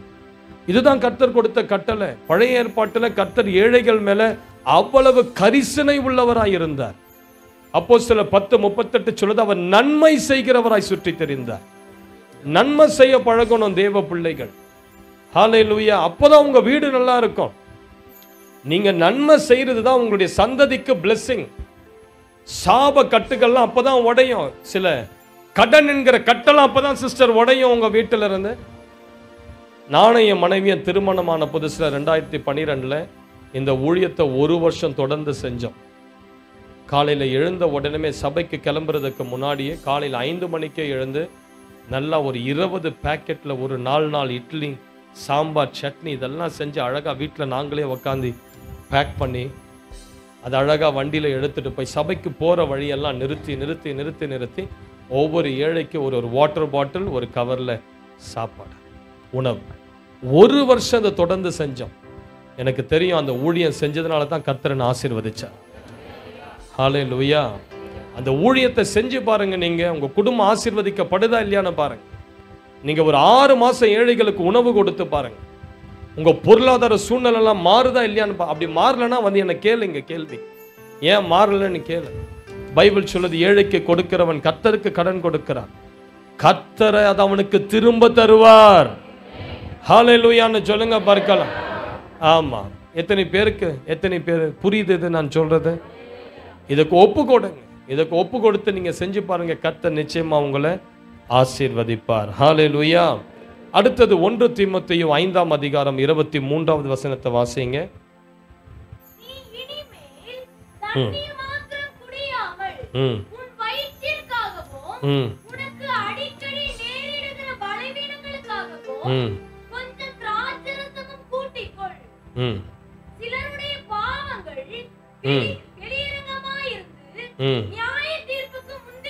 சிலருடைய பாவங்கள் வெளியரங்கமா இருந்து நியாய தீர்ப்புக்கு முந்திக் கொள்ளும். சிலருடைய பாவங்கள் அவர்களை பின்தொடரும். அப்படியே சிலருடைய நற்கிரியைகளும் வெளியரங்கமாய் இருக்கும், அப்படி இராதவைகளும் மறைந்திருக்க மாட்டார்.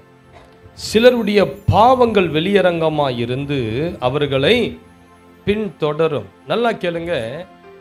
இரண்டாவது, நம்மளை சுத்தவானாய் காத்து கொள்ளணும். எப்படி காத்து கொள்ளணும்? சுத்தம் உள்ளவர்களாய் காத்து கொள்ளணும். ஏன்னா பாவங்கள் பின்தொடருமா. நம்ம நினைக்கிறோம் ஒரு பாவத்தை செஞ்சுட்டு அன்னைக்கு அது முடிஞ்சிடுச்சு அப்படின்னு. இல்லை, பாவங்கள் உங்களை ஃபாலோ பண்ணும். உங்களை மட்டுமல்ல, நீங்க செய்யக்கூடிய ஒரு பாவம் உங்க 4 தலைமுறைக்கு போகும். பைபிள்ல சில பாவங்கள் 10 தலைமுறைக்கு போகுது. சில பாவங்கள் என்றென்றைக்கும் நிலைத்திருக்கிற தலைமுறையா, அது கவுண்டே கிடையாது. அதனால தேவ பிள்ளைகள் நம்மளை எப்படி பாதுகாத்து கொள்ளணும்? சுத்தவான்களாய் பாதுகாத்து கொள்ளணும். பாவத்துக்கு பயந்து விலகி ஓடணும். நல்லா கேளுங்க. பாவம் செய்து தேவனுடைய கோபத்தை நீங்க தட்டிட்டீங்க, முடிஞ்சது. அந்த பாவத்தை விசாரிச்சு முடிச்சிட்டு தான் அவருடைய கோபம் ஆறும். ஏன் சிலருடைய குடும்பத்தில் சில ஆவிகள் போகலை? ஏன் சிலருடைய குடும்பத்தில் சில சாபங்கள் இன்னும் மாறலை? கணவர் குடிகாரனா இருக்கிறாரு, மனம் மாறவே மாட்டார்.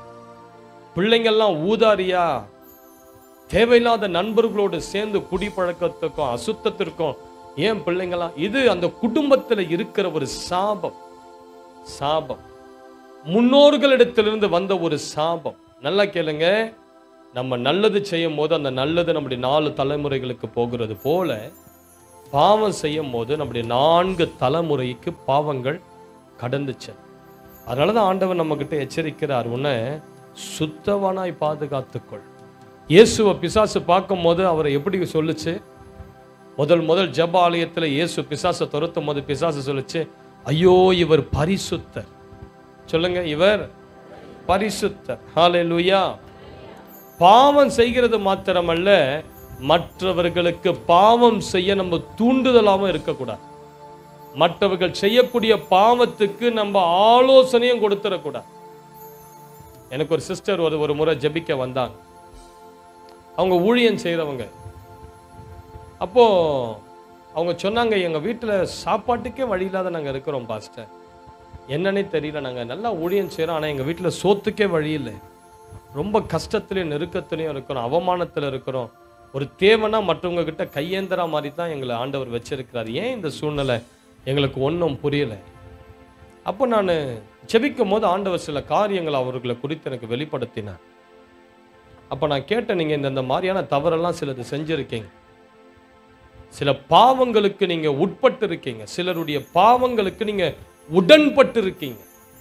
அப்பதான் சொன்னாங்க கண்ணீரோட, ஆமா பாஸ்டர், நான் போகிற ஒரு சபையில ஒரு பாஸ்டர் அம்மா, அவங்க என்ன பண்ணுவாங்க, அடிக்கடி பிரெக்னென்ட் ஆகிட்டு வருவாங்க, என்னை தான் கூட்டிக்கிட்டு அபார்ஷன் பண்ண ஹாஸ்பிட்டல் கூட்டு போவாங்க. யார் செய்யறது? பாஸ்டர் அம்மா.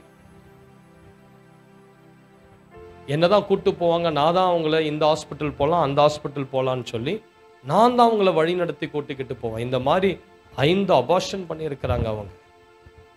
பாருங்க, நான் சொன்னேன், அவங்க செஞ்சது இருக்கட்டும், அது கர்த்தர் அவங்கள பயங்கரமா தண்டிக்க போறார். ஆனா நீங்க இதுக்கு உடன்பட்டு இருக்கீங்க தெரியுமா?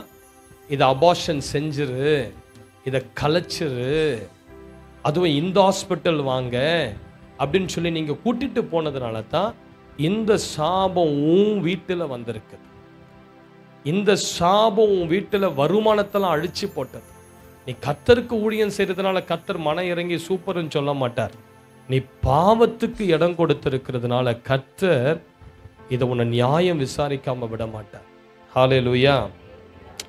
நல்லா கேளுங்க, சுத்தமானா நம்ம இருக்கணும், நம்முடைய கைகள் சுத்தமா இருக்கணும். வேலை ஸ்தலத்தில் லேட்டாக போயிட்டு முன்னாடியே சைன் போடுறதும், வேலை ஸ்தலத்தில் தவறாக ஒரு சைன் போட்டு அதில் ஒரு வருமானம் வருது, ஒரு இன்கம் வருது, ஒரு சைன் போடுறதும், இதெல்லாம் இருக்கக்கூடாது. வேலை ஸ்தலத்திலேருந்து வீட்டுக்கு பென்சில் கொண்டு வருகிறது, ரப்பர் கொண்டு வருகிறது, நோட் புக் இதெல்லாம் இருக்கக்கூடாது. நமக்கு கர்த்தர் என்ன வருமானம் கொடுத்திருக்கிறாரோ அந்த வருமானத்தில் நீங்க வாழ்ந்தீங்கனாலே ஆசீர்வாதம். ஹல்லேலூயா. நான் கும்பகோணத்தில் ஒரு முறை பிரசங்கம் பண்ணி கொண்டிருக்கும் போது நான் சொன்னேன், பக்கத்து வீட்டில் எவனாவது வீடு கட்ட கல் மண் வாங்கி வச்சுருந்தா அதை நைட்டில் போய் அந்த கொஞ்சம் ஜல்லி கல்லெல்லாம் தூக்கிட்டு வந்துட்டு உன் வீட்டில் கொஞ்சம் கிச்சனை பூசிக்காது. நான் அப்படி பிரசங்கம் பண்ணும் போது அதை தமாஷா சொல்லிட்டேன். ஒரு அம்மா அப்படியே வராங்க ஜெபம் முடிஞ்சதுக்கப்புறம், ஐயா கர்த்தர் என்னோட கூட பேசிட்டார். என்னம்மாச்சு உனக்கு? நான் கிச்சனில் போய் நின்னாலே என் தலைலாம் சுத்தம்யா என்னால். அந்த அம்மாவும் ஒரு பாஸ்டர் அம்மா. அந்த மாதிரி சொல்கிறாங்க, நாங்களும் ஒரு சபை வச்சு தான் ஏன் நடத்திட்டு இருக்கிறோம், ஆனால் கிச்சனில் போய் நின்னாலே தலை அப்படியே சுத்துது என்னால். இது வரைக்கும் என் கிச்சனில் எங்களால் சமைச்சு சாப்பிடவே முடியாது, சுத்தம் தலை, என்னால் ஒன்றுமே செய்ய முடியாது. ஆனால் இன்றைக்கு கர்த்தர் அந்த தவறை எனக்கு வெளிப்படுத்தினார். நான் கேட்டேன், என்ன வெளிப்படுத்தினார்? நீங்கள் சொன்னீங்கல்ல பக்கத்து வீட்டிலேருந்து கல் மண்ணல், அது நான் தான். எங்கள் பக்கத்து வீட்டில் கல் மண்ணெல்லாம் வாங்கி வச்சுருந்தாங்க. நான் நைட்டு போய் கொஞ்சம் அந்த ஸ்லாபெல்லாம் உடஞ்சிருக்குதுன்னு கொஞ்சம் ஒரு 2 பாண்டு மண், ஒரு 5-10 செங்கல், கொஞ்சம் ஜல்லி இதெல்லாம் கொண்டு வந்து அதை சரி பண்ணிக்கிட்டேன். நான் சொன்னேன், இது திருட்டு. சகரியா 5வது அதிகாரம் சொல்லுது, திருடுகிறவன் வீட்டில் சாபம் இருக்கு. ஹல்லேலூயா. அதனால தேவ பிள்ளைகள் நம்மை சுத்தவான்களாய் பாதுகாத்து கொள்ள. சிஸ்டர் பிரதர், நம்ம லைஃப் கிளியரா இருந்ததுன்னு நினைச்சுக்கோங்க. கிளீனா இருந்ததுன்னா ஒரு பிசாசுக்கு நம்ம வாழ்க்கையில் அதிகாரமே இருக்காது. ஹல்லேலூயா. சகரியா 3வது அதிகாரத்தில் நம்ம வாசிக்கிறோம், ஆண்டவருக்கு முன்பதாக தேவ தூதர்கள்லாம் நிற்கிறாங்க. யோசுவா என்கிற பிரதான ஆசாரியன் நிற்கிறான். அவன் பக்கத்தில் ஒரு பிசாசு நிற்கிறான், அவனுக்கு தீமை செய்யும்படியா. எதற்கு அவன் பக்கத்தில் நிற்கிறான்? அவன் மேலே இருக்கிற வஸ்திரம் அழுக்கு வஸ்திரம். நல்லா கேளுங்க, தேவ பிள்ளைகளாக இருக்கக்கூடிய நம்முடைய வாழ்க்கை முதல் கிளீனாக இருக்கணும். எப்படி இருக்கணும்? கிளீன் லைஃப் இருக்கணும். மற்றவங்க கிட்ட கடன் வாங்கி கொடாம இருக்கீங்களா, அது பெரிய தப்பு. அவன் கர்த்தரை நோக்கி அழுதானா, அவன் ஒருவேளை கர்த்தர் பிள்ளை இல்லாத கூட இருக்கட்டும், அவன் அழுதான் நினைச்சுக்கங்களேன், என்கிட்ட கடன் வாங்கி இந்த லேடி கொடுக்கவே மாட்டான் அழுதுட்டானா, கர்த்தர் இப்பதான் நியாயம் விசாரிப்பார். நீங்க யாருக்கிட்டையாவது ஏதாவது பொருளை வாங்கி அவங்களுக்கு திரும்பி கொடாத விட்டுட்டீங்க, அதை மறந்துட்டீங்க. ஒருவேளை நீங்க ஏதாவது நகை வாங்கி இருக்கலாம், ஒரு 10 வருஷத்துக்கு முன்னாடி நகை வாங்கி இருக்கலாம், அதை அப்போ நீங்க ஒரு 5000 ரூபாய்க்கு அதை நீங்க வாங்கி இருக்கலாம். ஒருத்தவங்க கிட்ட கடனா அதை வாங்கி அடகு வச்சு 5000 ரூபாய். இப்போ அந்த நகை என்ன ரேட்டு? இப்போ திரும்பி கேட்டா நீங்க என்ன சொல்லுவீங்க? நான் அப்போ 5000 ரூபாய்க்கு தானே அதை வாங்கினேன், இப்போ எப்படி நீ 50000 ரூபாய்க்கு நான் கொடுக்க முடியும்? இப்படிலாம் வருது இங்க சில கேசஸ். புரியுதுங்களா? இதெல்லாம் தவறு, இதெல்லாம் தவறு. இப்போ அந்த நகை அவங்ககிட்ட இருந்ததுன்னா அது உண்மையாவே 50000 ரூபாய் போகக்கூடிய நகை. அப்போ உனக்கு அது 5000 ரூபாய் நீ வச்சு வாங்கி இருக்கலாம். இதெல்லாம் செட்டில் பண்ணணும். கர்த்தர் இதெல்லாம் பார்ப்பார். உன் வாழ்க்கை கிளீனா இருக்குதான்னு பார்ப்பார். தூக்கு நூல் இட்டு பார்க்கிறார். உன் பாதை எப்படி இருக்குது, உன் நடக்கை எப்படி இருக்குது, உன் சகோதர சகோதரிமார்களுக்கு நீ கரெக்டா கொடுக்கிறியா, அளந்து கொடுக்கிறியா, இதெல்லாம் கர்த்தர் கரெக்டா கிளீனா பார்ப்பார். பைபிள் சொல்லுது, யார் கர்த்தருடைய பரிசுத்த பர்வதத்தில் ஏறுவான்? கைகளில் சுத்தம் உள்ளவன், இருதயத்தில் சுத்தம் உள்ளவன். இவன் தான் கர்த்தரை தரிசிக்க முடியுமா? மற்றவங்களாம் தரிசிக்க முடியாது. ஹல்லேலூயா. நல்லா கேளுங்க, நம்ம வாழ்க்கையில் இருக்கக்கூடிய எல்லாத்தையும் கரெக்ட் பண்ண ஆரம்பிக்கணும். கரெக்ட் பண்ண வேண்டியதெல்லாம் கரெக்ட் பண்ணிடுங்க. அதெல்லாம் பண்ணாதான் கர்த்தர் பிளஸ் பண்ணுவார். அதெல்லாம் பண்ணாதான் கர்த்தாவே ஆசீர்வதின்னு ஆண்டவர் எப்படி ஆசீர்வதிக்க முடியும்? முதல்ல செட்டில் பண்ண வேண்டியதெல்லாம் செட்டில் பண்ணி முடியுங்க. யாருக்கிட்டையாவது கடன் வாங்கி இருந்தா நகைகளை வாங்கி அடகு வச்சு அவங்களுக்கு தர, அதெல்லாம் மீட்டு முதல் செட்டில் பண்ணி முடிச்சு அதுக்கு பிறகு நீ ஜெபம் பண்ணி பாரு, கர்த்தர் நிச்சயமா உன்னை ஆசீர்வதிப்பார். ஹல்லேலூயான்னு சொல்லுங்க. ஹல்லேலூயா. சுத்தவானாய் தேவ பிள்ளைகள் நம்மை பாதுகாத்து கொள்ளணும். உங்களுடைய சம்பாத்தியம் இல்லாத ஷார்ட்கட்ல பொய் சொல்லி வருகிற எந்த வருமானமும் இருக்கக்கூடாது. ஹல்லேலூயா. நீங்க வேர்வை சிந்தி நேரம் செலவிட்டு சம்பாதித்த பணத்தை தவிர உங்க வாழ்க்கையில ஷார்ட்கட்ல வரக்கூடிய எல்லா பணமும் சாபந்தான். அந்த 100 ரூபாய் வருதுன்னா 1000 ரூபாய் 10,000 ரூபாய் செலவு கர்த்தர் இழுத்து விட்டுடுவார். எத்தனை பேருக்கு புரியுது நான் சொல்றது? ஆமென். அடுத்தது எடுத்து வாசிங்க. 1 யோவான் 5ஆம் அதிகாரம் 21வது வசனம். பிள்ளைகளே, நீங்கள் விக்கிரகங்களுக்கு விலகி உங்களை காத்து கொள்வீர்களாக.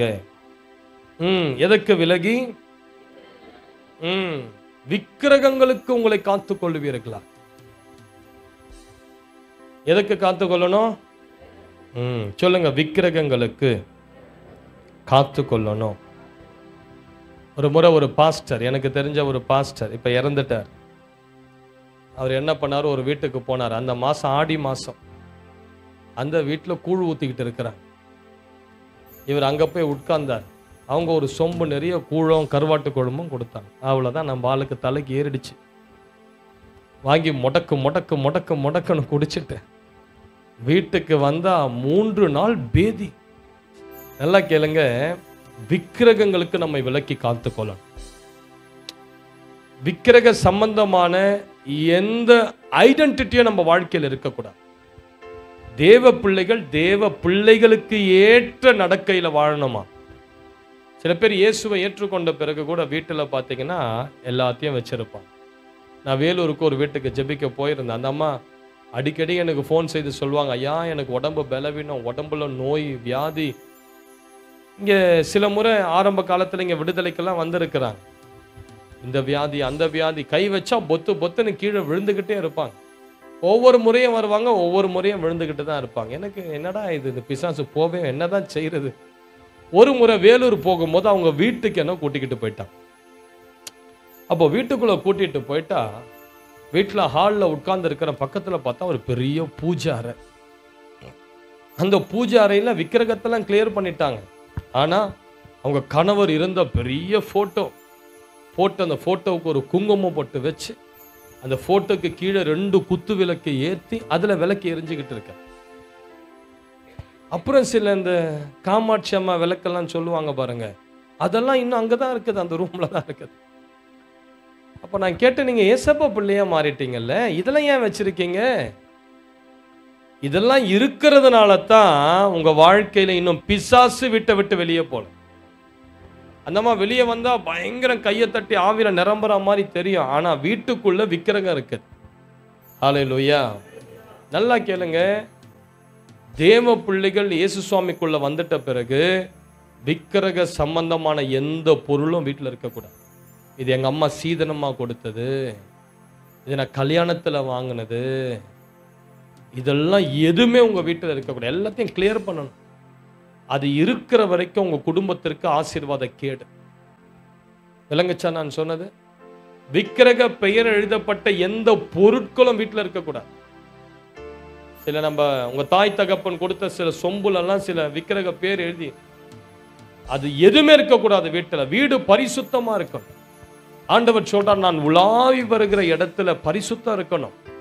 உன் தேவனாகிய கர்த்தர் உனக்குள்ள ஒரு அசுத்தத்தை கண்டு உன்னை விட்டு விலகாதபடி உன் பாளையத்தை சுத்தம் பண்ணுன்னு கர்த்தர் சொல்றார். நல்லா கேளுங்க, இங்க ஒரு பிரதர் வந்திருந்தார் கரெக்டா 1 வருஷத்துக்கு முன்னாடி. அவருக்காக நான் ஜெபம் பண்ண உடனே அன்னைக்கு அவர் இயேசுவை ஏற்றுக்கொண்டு வீட்டுக்கு போயிட்டார். வீட்டுக்கு போய் கரெக்டா மார்ச் 11ஆம் தேதி எனக்கு அன்னைக்கு பிறந்த நாள். அப்போ எனக்கு காலையில் ஒரு வாட்ஸ்அப் மெசேஜ் வருது, ஐயா உங்க பிறந்த நாளுக்கு நான் ஒரு பரிசு கொடுக்குறேன் அப்படின்னு சொல்லிட்டு எனக்கு ஒரு வாட்ஸ்அப் போட்டோ அனுப்பினார். அதுல பார்த்தா அவர் வீட்டில் அவர்களுடைய பிள்ளைகளுடைய ஜாதகம், அவருடைய ஜாதகம், மனைவி ஜாதகம் எல்லாத்தையும் தூக்கி போட்டு கொளுத்தி, இதுதான் பரிசு உங்களுக்கு நான் அனுப்புறேன். ஹல்லேலூயா. நல்லா கேளுங்க, இதுதான் பிளெஸிங், இதுதான் பிளெஸிங். சில பேர் அந்த ஜாதகத்துல நான் வீட்டுல மேலதான் இருக்குது, அதனால தான் உன் வீடு ஆசீர்வதிக்கப்படலை. ஹல்லேலூயா. இந்த பழைய டைரியில ஜாதகம், நட்சத்திரம், நாள் இதெல்லாம் எழுதி வச்சு இன்னும் உன் நம்பிக்கை அதன் மேலேயே வைத்திருக்கிறதுனால தான் உங்க வீடு இன்னும் ஆசீர்வதிக்கப்படலை. இதெல்லாம் உங்க வீட்டிலிருந்து வெளியே ஓடிடணும். ஒருவன் கிறிஸ்துவுக்குள் இருந்தால் அவன் புது சிருஷ்டியாய் இருக்கிறான், பழையவைகள் எல்லாம் ஒழிந்து போயின, எல்லாம் புதிதாயின. ஹல்லேலூயா. இதெல்லாம் வீட்டை விட்டு வெளியேறிடணும். ஒருவேளை இங்க சில இந்து அம்மாமார்கள்லாம் வந்திருக்கீங்க, உங்களுக்கு நான் சொல்றது புதுசா இருக்கும். ஏன்னா நானும் இந்துலேருந்து தான் ரட்சிக்கப்பட்டு வந்திருக்கிறேன். ஒருவேளை இப்போ நீங்கள் இயேசுவை இன்னும் முழுசா ஏற்றுக்கொள்ளாத வந்திருப்பீங்க. அப்படிப்பட்டவங்களுக்கு ஓகே, உங்களுக்கு ஆண்டவர் நேரம் கொடுப்பார், நீங்கள் அதை விட்டு இயேசுவை நம்பி முழுசா ஏற்றுக்கொண்டு வெளியே வர. ஆனா ஆண்டவருடைய ஆலயத்துக்கு போய் ஞானஸ்தானம் பெற்று ரட்சிக்கப்பட்டு சபைக்கு போய் இன்னும் உங்க வீட்டுல அப்படிப்பட்ட காரியங்கள் ஏதேனும் இருக்குமானால் அதெல்லாம் வீட்டை விட்டு வெளியே போயிடும். ஹல்லேலூயா. உங்க நிச்சயதார்த்தத்துக்கு கொடுக்கப்பட்ட புடவை, திருமணத்துக்கு கொடுக்கப்பட்ட புடவை, இதெல்லாம் விக்கிரக பாதத்துல வச்சு அதுக்கு ஏதோ சிலதெல்லாம் பண்ணி எடுத்து கொடுத்துருப்பாங்க. இதெல்லாம் வீட்டை விட்டு வெளியேறிடும். அப்படிப்பட்ட புடவைகள் இருக்கிறதுனால கூட வீட்டுக்கு பிரச்சனை. நான் விடுதலை ஊழியத்தில் பார்த்துருக்கிறேன். ஒரு அம்மா வீட்டுக்கு போனேன். அந்த அம்மா ஷெல்ஃபு ஃபுல்லாக புடவைங்க அடைக்கிருந்தது. அப்போ ஆண்டவர் குறிப்பிட்ட ஒரு புடவை எனக்கு காட்டி அந்த புடவையில் ஏதோ ப்ராப்ளம் இருக்குதுன்னு சொன்னார். அப்போ நான் அந்த சிஸ்டர்கிட்ட சொன்னேன், அந்த மஞ்சள் கலர் புடவை யாருடைய புடவைன்னு கேட்டாங்க. அவங்க சொன்னாங்க, இது ஏன் புடவை தான், அது என்னுடைய திருமணத்துக்கென்று எங்கள் அம்மா கொடுத்த புடவை. திருமணம் ஆகும் போது அவங்க எந்த கோயிலுக்கு போய் அதுக்கெல்லாம் அர்ச்சனை செஞ்சாங்க. அவங்க சொன்னாங்க, இந்த கோயிலுக்கெல்லாம் போனாங்க, அந்த புடவையை எடுங்கன்னு சொல்லி ஜெபம் பண்ணி அவங்க கையில் கொடுத்த பாருங்க, வாங்கின உடனே பொத்துன்னு விழுந்துட்டாங்க. நான் சொன்னேன், இந்த புடவையில் இருக்கிற ஒரு பிசாசின் வல்லமை தான் உங்க வீட்டில் குழந்தை பாக்கியத்தை தடை பண்ணி கொண்டு இருக்குது. அவங்களுக்கு குழந்தை இல்லை, திருமணமாய் பல வருடங்கள் குழந்தை இல்லை. இப்போ நான் சொன்ன இந்த புடவையில் இருக்கிற மறைந்து இருக்கிற சில விக்கிரகத்தின் சாபம் இந்த புடவையில இருக்கிறதுனால தான் உங்க வீட்டில் குழந்தை பாக்கியத்தை பிசாசு தடை பண்ணி வைத்திருக்கு.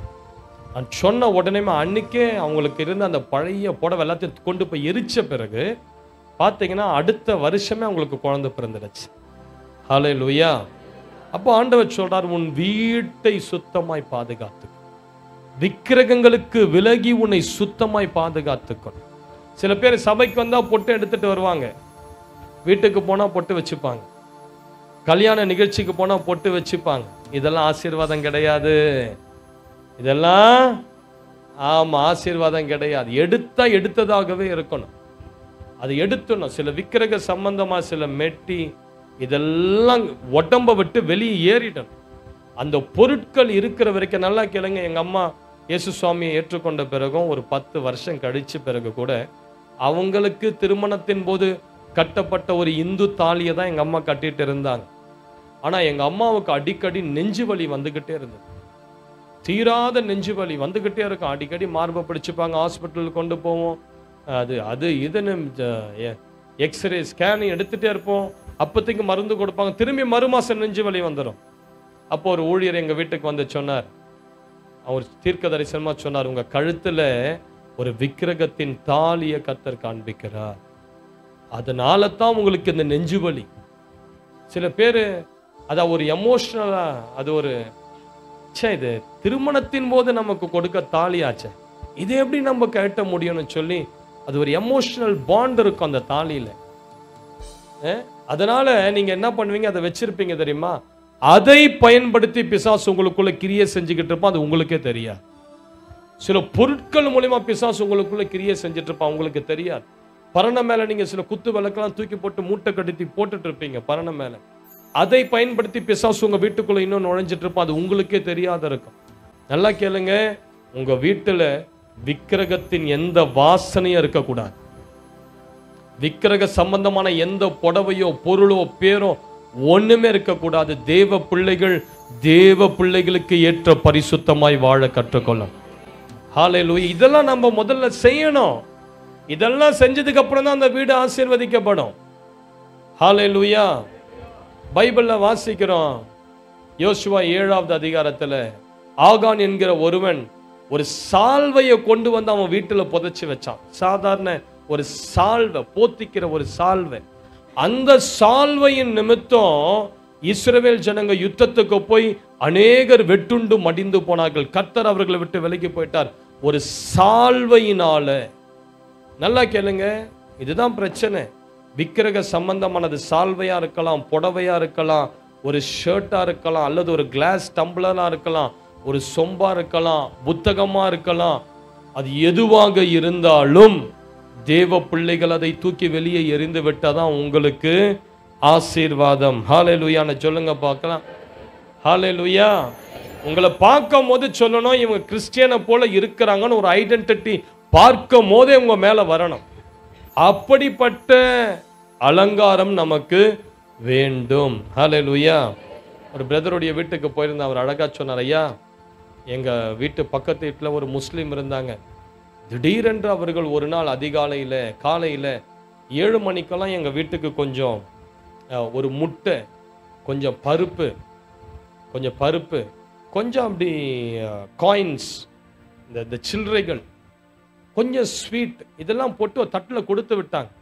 இந்தாங்க எங்கள் வீட்டில் ஒரு விசேஷனால உங்களுக்கு கொடுக்குறோன்னு சொல்லி எங்களுக்கு கொடுத்துட்டு போயிட்டாங்க. நாங்கள் பார்த்தோம், என்ன இது பருப்பெல்லாம் ஏன் கொடுத்தாங்க, ஏன் முட்டை கொடுத்தாங்க, ஏன் கொஞ்சம் சில்லறை இருக்குது, ஏன் இதெல்லாம் தெரியல. பட் ஆனால் நாங்கள் சரி அவங்களுக்காக அதை வாங்கிக்கிட்டோம். ஆனால் அதை வாங்கின பிறகு எங்களுடைய பொருளாதாரம் அப்படியே டவுனாக போச்சு. ஹல்லேலூயா. நல்லா கேளுங்க. அப்படி சில பேர் நமக்கு கொடுக்கறத நம்ம வாங்குறதுனால உங்கள் பொருளாதாரம் பாதிக்கப்படும், உங்களுடைய குடும்ப உறவுகள் பாதிக்கப்படும். ஹல்லேலூயான்னு சொல்லுங்க பார்க்கலாம். விளங்குதா உங்களுக்கு? சரி, நேரம் அதிகம் கிடையாது, நம்ம முடிச்சிடலாம். இப்போ நம்ம ஜெபிக்க போகிறோம், எல்லாரும் ஜெபிக்க போகிறோம். இப்படிப்பட்ட காரியங்கள், ஏதாவது சரி செய்ய வேண்டிய காரியங்கள் நம்முடைய வாழ்க்கையில் இருக்குமானால் இதெல்லாம் சரி செய்து விட்டு நம்ம அதற்கு பிறகு கர்த்தரிடத்தில் திரும்பும் போது கர்த்தர் நிச்சயமாக நம்மளுக்கு உதவி செய்வார். பைபிள் எல்லாம் வச்சுட்டு எல்லாரும் எழுந்து நின்று கொள்ளுங்கள். எல்லாரும் ஜெபிப்போம். கண்களை மூடி கைகளை உயர்த்தி எல்லாரும் நல்லா ஒப்பு கொடுத்து, ஏசப்பா என்னை சுத்தவானாய் காத்துக்கொள்ள நான் ஒப்பு கொடுக்கிறேன். என்னை ஒப்பு கொடுக்கிறேன். பரிசுத்தமாய் நான் வாழ நான் என்னை ஒப்பு கொடுக்கிறேன். உமது பார்வையில் நான் உண்மையும் உத்தமமுனாய் வாழ நான் தீர்மானம் எடுக்கிறேன். உங்களுக்கு பிரியமில்லாத எல்லாவற்றையும் சொல்லுங்க, உங்களுக்கு பிரியமில்லாத எல்லாவற்றையும் என் வாழ்க்கையிலிருந்து அகற்றி போடுங்க. சொல்லுங்க, நீங்களே சொல்லுங்க, உங்களுக்கு பிரியமில்லாத எல்லாவற்றையும் என் வாழ்க்கையிலிருந்து கர்த்தர் அகற்றி போடுவீரா. உங்களுக்கு பிரியமில்லாத, உங்க பார்வைக்கு பிரியமற்ற எந்த காரியமும் இன்றைக்கு என் வாழ்க்கையிலிருந்து அது வெளியேறட்டும், அது வெளியே போகட்டும். சுத்தவானாய் காத்துக்கொள் என்று சொன்னீரே. என் வாழ்க்கை, என் ஆவி, என் ஆத்துமா, என் சரீரம் பரிசுத்தமாய் பாதுகாக்கப்பட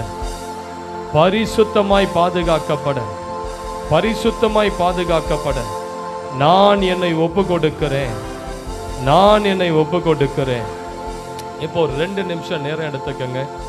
என்னென்னலாம் மறைவான பாவங்கள், குற்றங்கள் நம்ம வாழ்க்கையில் ஒளிந்து இருக்கிறதோ, மறைந்து இருக்கிறதோ எல்லாத்தையும் அறிக்கை செய்து மறைவான பாவங்கள், ஏதாவது விக்கிரக சம்பந்தமான பொருட்கள் ஏதாவது நீங்கள் மறைச்சு வச்சிருந்தா அதெல்லாம் நான் கிளியர் பண்ணிடுறேன். ஆண்டவரே, அதெல்லாத்தையும் நான் எடுத்துடுறேன்.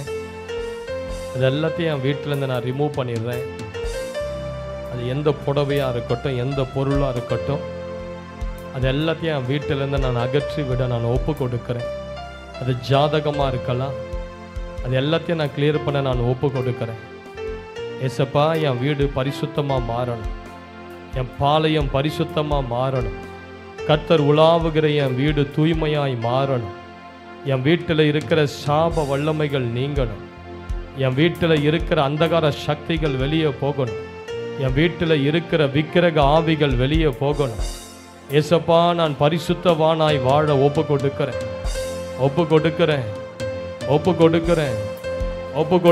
தூய்மையாய் உமது பார்வையில் வாழ நான் ஒப்பு கொடுக்கிறேன். ஜெபம் பண்ணுங்க. தூய்மையாய் வாழ கெட்ட நண்பர்கள்கிட்ட இருந்து நான் வெளியே வர ஒப்பு கொடுக்கிறேன். கெட்ட நண்பர்கள், பொல்லாத நண்பர்கள், ஷகா தீனா மலாபராகா தூரா, கெட்ட நண்பர்கள், பொல்லாத நண்பர்கள், கெட்ட உறவுகள், அசுத்த உறவுகள் எல்லாவற்றையும் விட்டு நான் வெளியே வர ஒப்பு கொடுக்கிறேன். லே மானாகா தூரா லீ பராதனா ஷகதர பதனியாந்தர பலபரம். ஜெபிங்க.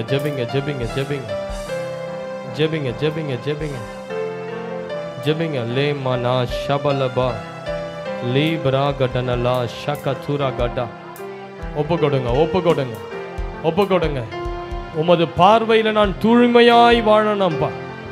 என்னுடைய எல்லா மறைவான பாவங்கள், மறைவான குற்றங்கள், தவறுகள், அசுத்தங்கள், இச்சையின் பாவங்கள், வேசித்தன விபச்சாரத்தனங்கள் ஏதாவது என் இருதயத்தில் வாழ்க்கையில் இருக்குமானால் இப்பொழுது நான் அறிக்கை செய்கிறேன். என் தலையிலிருந்து கால் வரையிலும் என்னை பரிசுத்தப்படுத்தும் ஆண்டவரே, என்னை தூய்மையாக்கும் ஆண்டவரே, தூய்மையாக்கும் ஆண்டவரே, தூய்மையாக்கும் ஆண்டவரே. என் வாழ்க்கை மறுரூபம் ஆகட்டும். என் கண்களில பரிசுத்தத்தை கொடுங்க, கண்களில பரிசுத்தத்தை கொடுங்க. எல்லா பாவத்தை அறிக்கை செய். பாவங்களை மறைக்கிறவன் வாழ்வடைய மாட்டான். அவைகளை அறிக்கை செய்து விட்டு விடுகிறவன் எவனோ அவன் இரக்கம் பெறுவான், அவன் இரக்கம் பெறுவான். கர்த்தர் உன் மேல மனம் இறங்குகிறார், கர்த்தர் உன் மேல மனம் இறங்குகிறார். உன் இருதயம் பாவத்தை வெறுக்க வெறுக்க, உன் இருதயம் பாவத்தை வெறுக்க, நீ பாவத்தை விட்டு வெளியே வர தீர்மானிக்க கர்த்தர் உன் மேல மனம் இறங்குகிறார். ஆண்டவர் உன் மேல மனம் இறங்குகிறார்.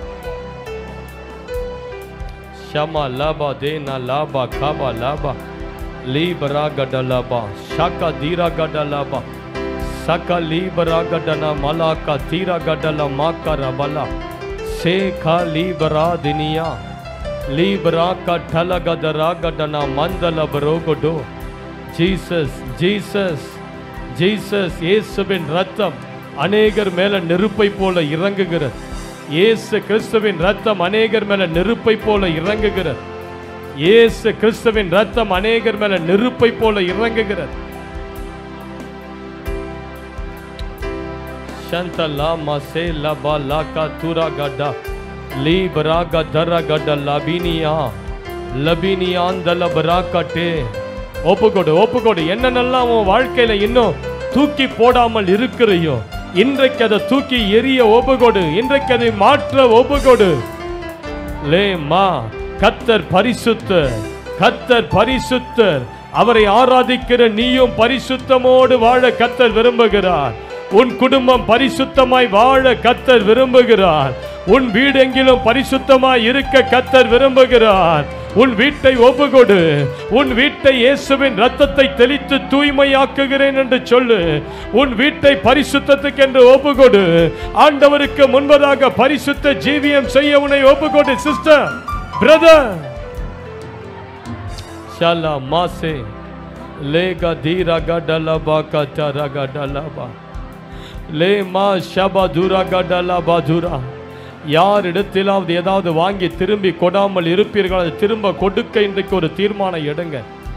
ஹல்லேலூயா. உங்க கைகள் எதையாவது யாருடைய பொருளையாவது எடுத்திருந்தால் அதை திரும்ப கொடுத்து விட ஒரு தீர்மானம் எடுங்க.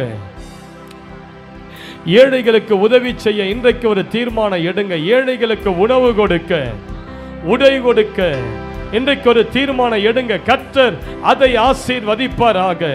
கர்த்தர் உங்களை பெருக பண்ணுவாராக. கர்த்தர் அந்த தீர்மானத்தின் நிமித்தம் உங்களை உயர்த்துவாராக. Jesus Jesus Jesus. ஷலபா கதுரா கடலபரா பலபரபா. Jesus Jesus Jesus. உம்மை அல்லாமல் எனக்கு யாருண்டு,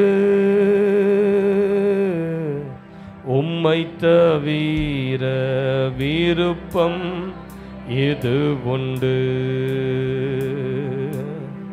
உம்மை அல்லாமல் எனக்கு யாருண்டு, உம்மை தவிர விருப்பம் இது உண்டு. ஆசையெல்லாம் நீதானையா, தேவையெல்லாம் நீதானையா. ஆசையெல்லாம்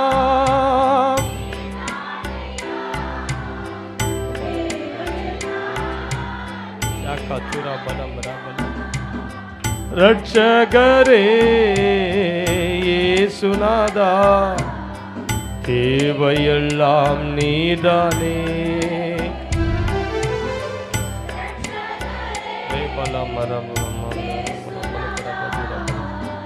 தேவையெல்லாம் நீதானே.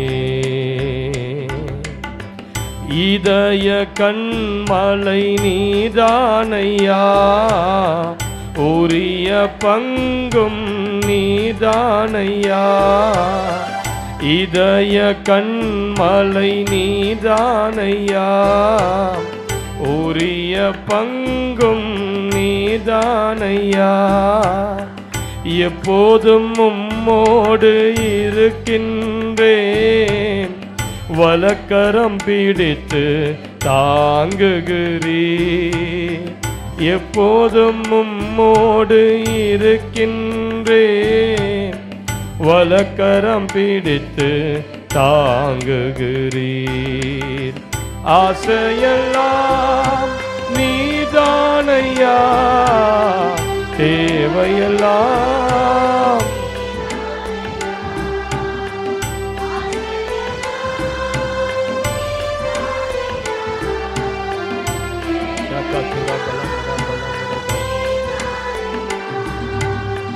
ரட்சகரே,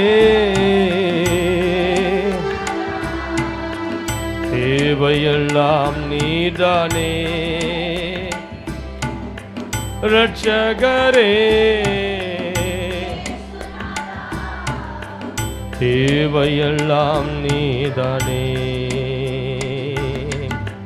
உம்மோடு வாழ்வதே என் பாக்கியம், நீரே எனது உயிர் துடிப்பு.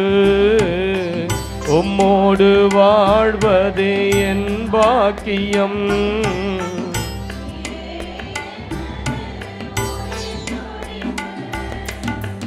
உமது விருப்பம் போல் நடத்துகிறீர்.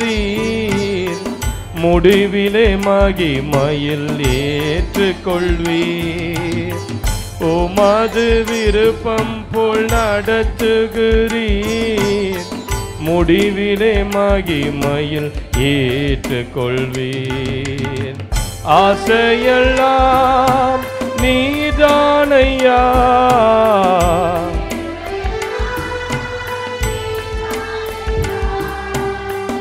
ஆசையெல்லாம் நீதானையா. ஷகதரபலா கதுரபலா. ரட்சகரே, தேவையெல்லாம் நீதானே.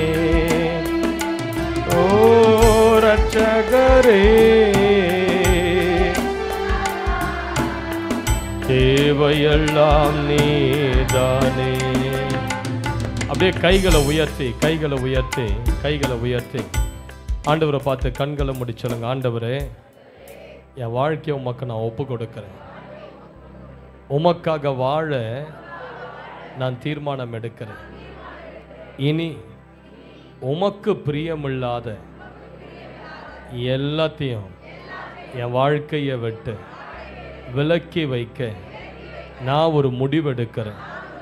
நீர் எதையெல்லாம் வெறுக்கிறீரோ அதையெல்லாம் நானும் வெறுக்கிறேன். நீர் எதையெல்லாம் நான் செய்ய விரும்புகிறீரோ அதை தவிர வேறு எதையாகிலும் என் சொந்த எண்ணங்களால் வரக்கூடிய எல்லாத்தையும் நான் வெறுத்து தள்ளி உமது சித்தத்தில் நடக்க நான் என்னை ஒப்பு கொடுக்கிறேன். இப்பொழுது என் ஆவி, என் ஆத்துமா, என் சரீரத்தின் மேல உங்க பலன் இறங்கட்டும், உங்க அபிஷேகம் இறங்கட்டும், உங்க பிரசன்னை இறங்கட்டும். என்னை ஆட்கொள்ளுங்க. என உடம்புல என் தலையிலிருந்து என் கால் வரையிலும் என்னை முழுமையா என்னை ஆட்கொள்ளுங்க. என்னை முழுவதும் ஆட்கொள்ளுங்க. என்னை முழுவதும் ஆட்கொள்ளுங்க. என் வாழ்க்கையில் இருக்கிற மறைவான பாவங்கள் உமது இரத்தத்தினால் இப்பொழுது பரிசுத்தமாக்கப்படுவதாக.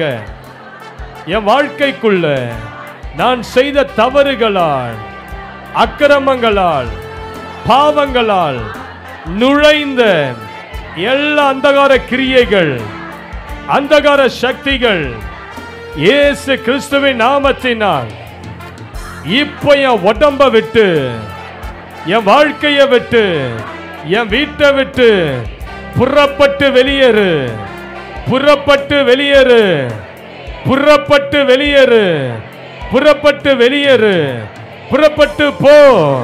என் வாழ்க்கைக்குள்ள இனி சாபங்கள், பாவங்கள், அசுத்தங்கள் மறைந்திருக்க இடம் கிடையாது, இடம் கிடையாது, இடம் கிடையாது. இப்பொழுது என் மேல ஆவியானவரே உங்க அக்கினியை ஊற்றுங்க, அக்கினியை ஊற்றுங்க. என் மேல உங்க அபிஷேகத்தை ஊற்றுங்க, என் மேல உங்க வல்லமையை ஊற்றுங்க, என் மேல உங்க நெருப்பு இறங்கி வர பண்ணுங்க. இப்பொழுதே உமது அபிஷேகம் என் மேல இறங்குவதாக, இறங்குவதாக, இறங்குவதாக, இறங்குவதாக. பேய்கள் வெளியே வருகிறது, பேய்கள் வெளியே வருகிறது. அக்கினி இருக்கிற இடத்துல பேய்கள் இருக்க முடியாது. பொல்லாத ஆவிகளே, மந்திர ஆவிகளே, செய்வினை ஆவிகளே, ஏவல் ஆவிகளே, என் உடம்ப விட்டு, உடம்ப விட்டு வெளியே ஓடு. பேய்கள் வெளியே ஓடுகிறது, பேய்கள் வெளியே ஓடுகிறது. கர்த்தருடைய ரத்தம் எல்லார் மேலேயே நெருப்பா இறங்குது. இயேசுவின் ரத்தம், இயேசுவின் ரத்தம். ஏவல் பிசாசுகளே வெளியே ஓடி வா, வெளியே ஓடி வா. என்ன பண்ணி கொண்டிருக்கிறது உடம்புல? வெளியே வான்னு சொல்ற உனக்கு கட்டளை கொடுக்கிற. வெளியேறு. மந்திர கட்டுகள் வெளியே வா. எங்க ஒளிந்திருந்தாலும், அந்த கூட்டத்துக்குள்ள எங்க இருந்தாலும் வெளியே ஓடி வா, வெளியே ஓடி வா.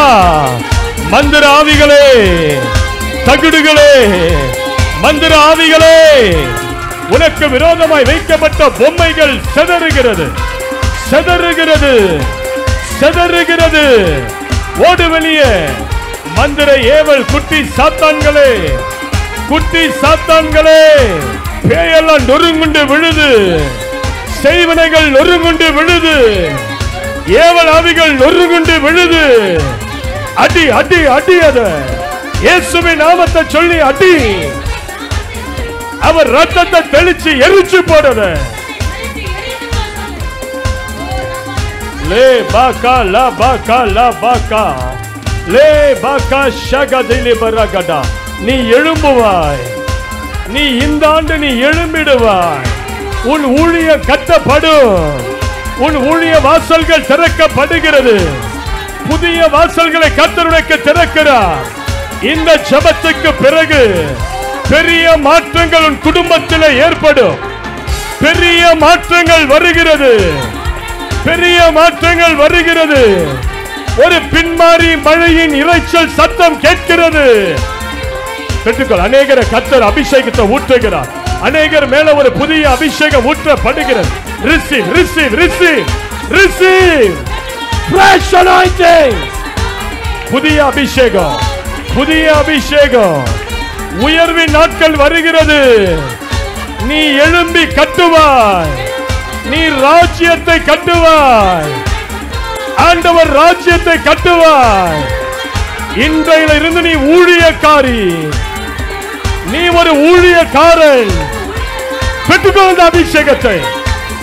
நல்ல நல்ல கைகளை தட்டி பெற்றுக்கொள், பெற்றுக்கொள், பெற்றுக்கொள், பெற்றுக்கொள்.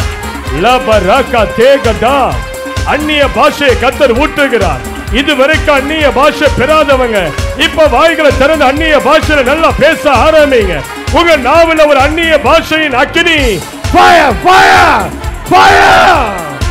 உன் வீட்டை விட்டு அந்த சர்ப்பங்கள் வெளியேறுகிறது. உன் வீட்டை விட்டு அந்த மந்திர பூச்சிகள்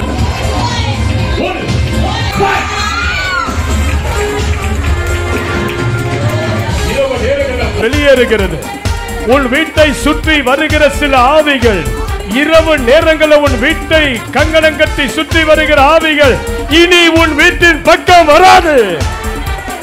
வராது வராது வராது. நல்ல கைகளை தட்டுங்க. அது ஓடுது, அது ஓடுது, அது ஓடுது. எந்த மந்திரவாதி ஏவி விட்டாலும் இனி அது வராது. உன் இரவு நேரங்களில் வருகிறது ஆவி வராது, வராது, வராது. உன் வீட்டின் மேல ஒரு அக்கினி அபிஷேகம் இறங்குகிறது.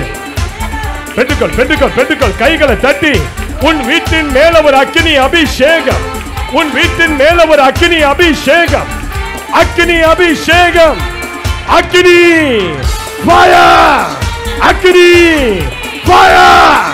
நீ ஜெயித்து எழும்பி நிற்க பிசாசு உன் கால்களிலே விழுந்து ஓடியது.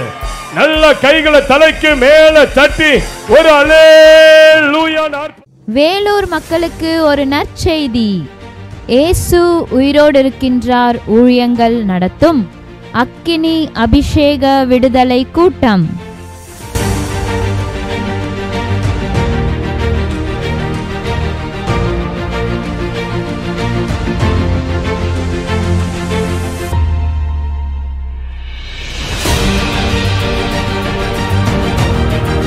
கடைசி கால அக்கினி அபிஷேகத்தை பெற்றுக்கொள்ளவும் தினேஷ் பாஸ்டர் அவங்க ஜெபித்த ஜபம் வந்து புதிய அபிஷேகத்தை இந்த நாளில் நான் பெற்றுக்கொண்டு போகிறேன். குறைவாக வந்தேன், ரொம்ப நிறைவாக போகிறேன். ரெட்ட தண்ணியான அக்கினி அனாயிட்டிக் என் மேலே இருந்தது. நான் உட்காந்த போதே நான் உணர்ந்துட்டேன்.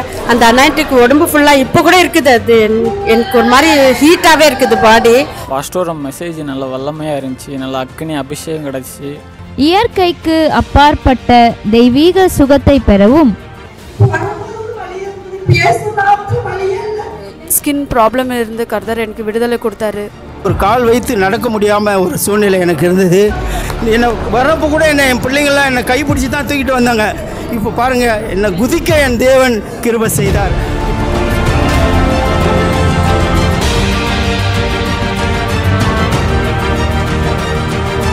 பரிசுத்த ஆவியினால் உண்டாகும் விடுதலையை பெற்றுக்கொள்ளவும் உங்களை அன்புடன் அழைக்கிறோம்.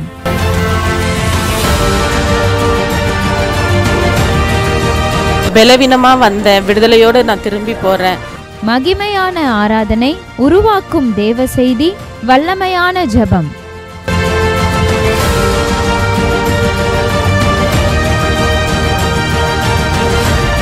தேவ செய்தி வழங்குபவர் பாஸ்டர் ஜி தினேஷ். ஆண்டவர் எனக்கு அபிஷேகம் கொடுத்தார், வல்லமை கொடுத்தார், என்னை பலப்படுத்தினார். ரொம்ப கர்த்தருக்கு ஸ்தோத்திரம். இந்த ஊழியக்காரை இன்னும் எடுத்து ஆண்டவர் பயன்படுத்துவார். அபிஷேகத்தின் ஆவி கொஞ்ச நாளாக இல்லாமல் இருந்தது. இன்னைக்கு பெற்றுட்டு போகிற மனை நிறைவா. நாள் பிப்ரவரி 10ஆம் தேதி சனிக்கிழமை. நேரம் காலை 10 மணி முதல். இடம் old Zion Pentecostal church, new bus stand, Katpadi road, near Muthu Mandapam, Vellore. தொடர்புக்கு 8122246777 மற்றும் 8428420086. வருகின்ற ஒவ்வொருவருக்கும் தனிப்பட்ட முறையில் ஆலோசனையும் ஜெபமும் செய்யப்படும்.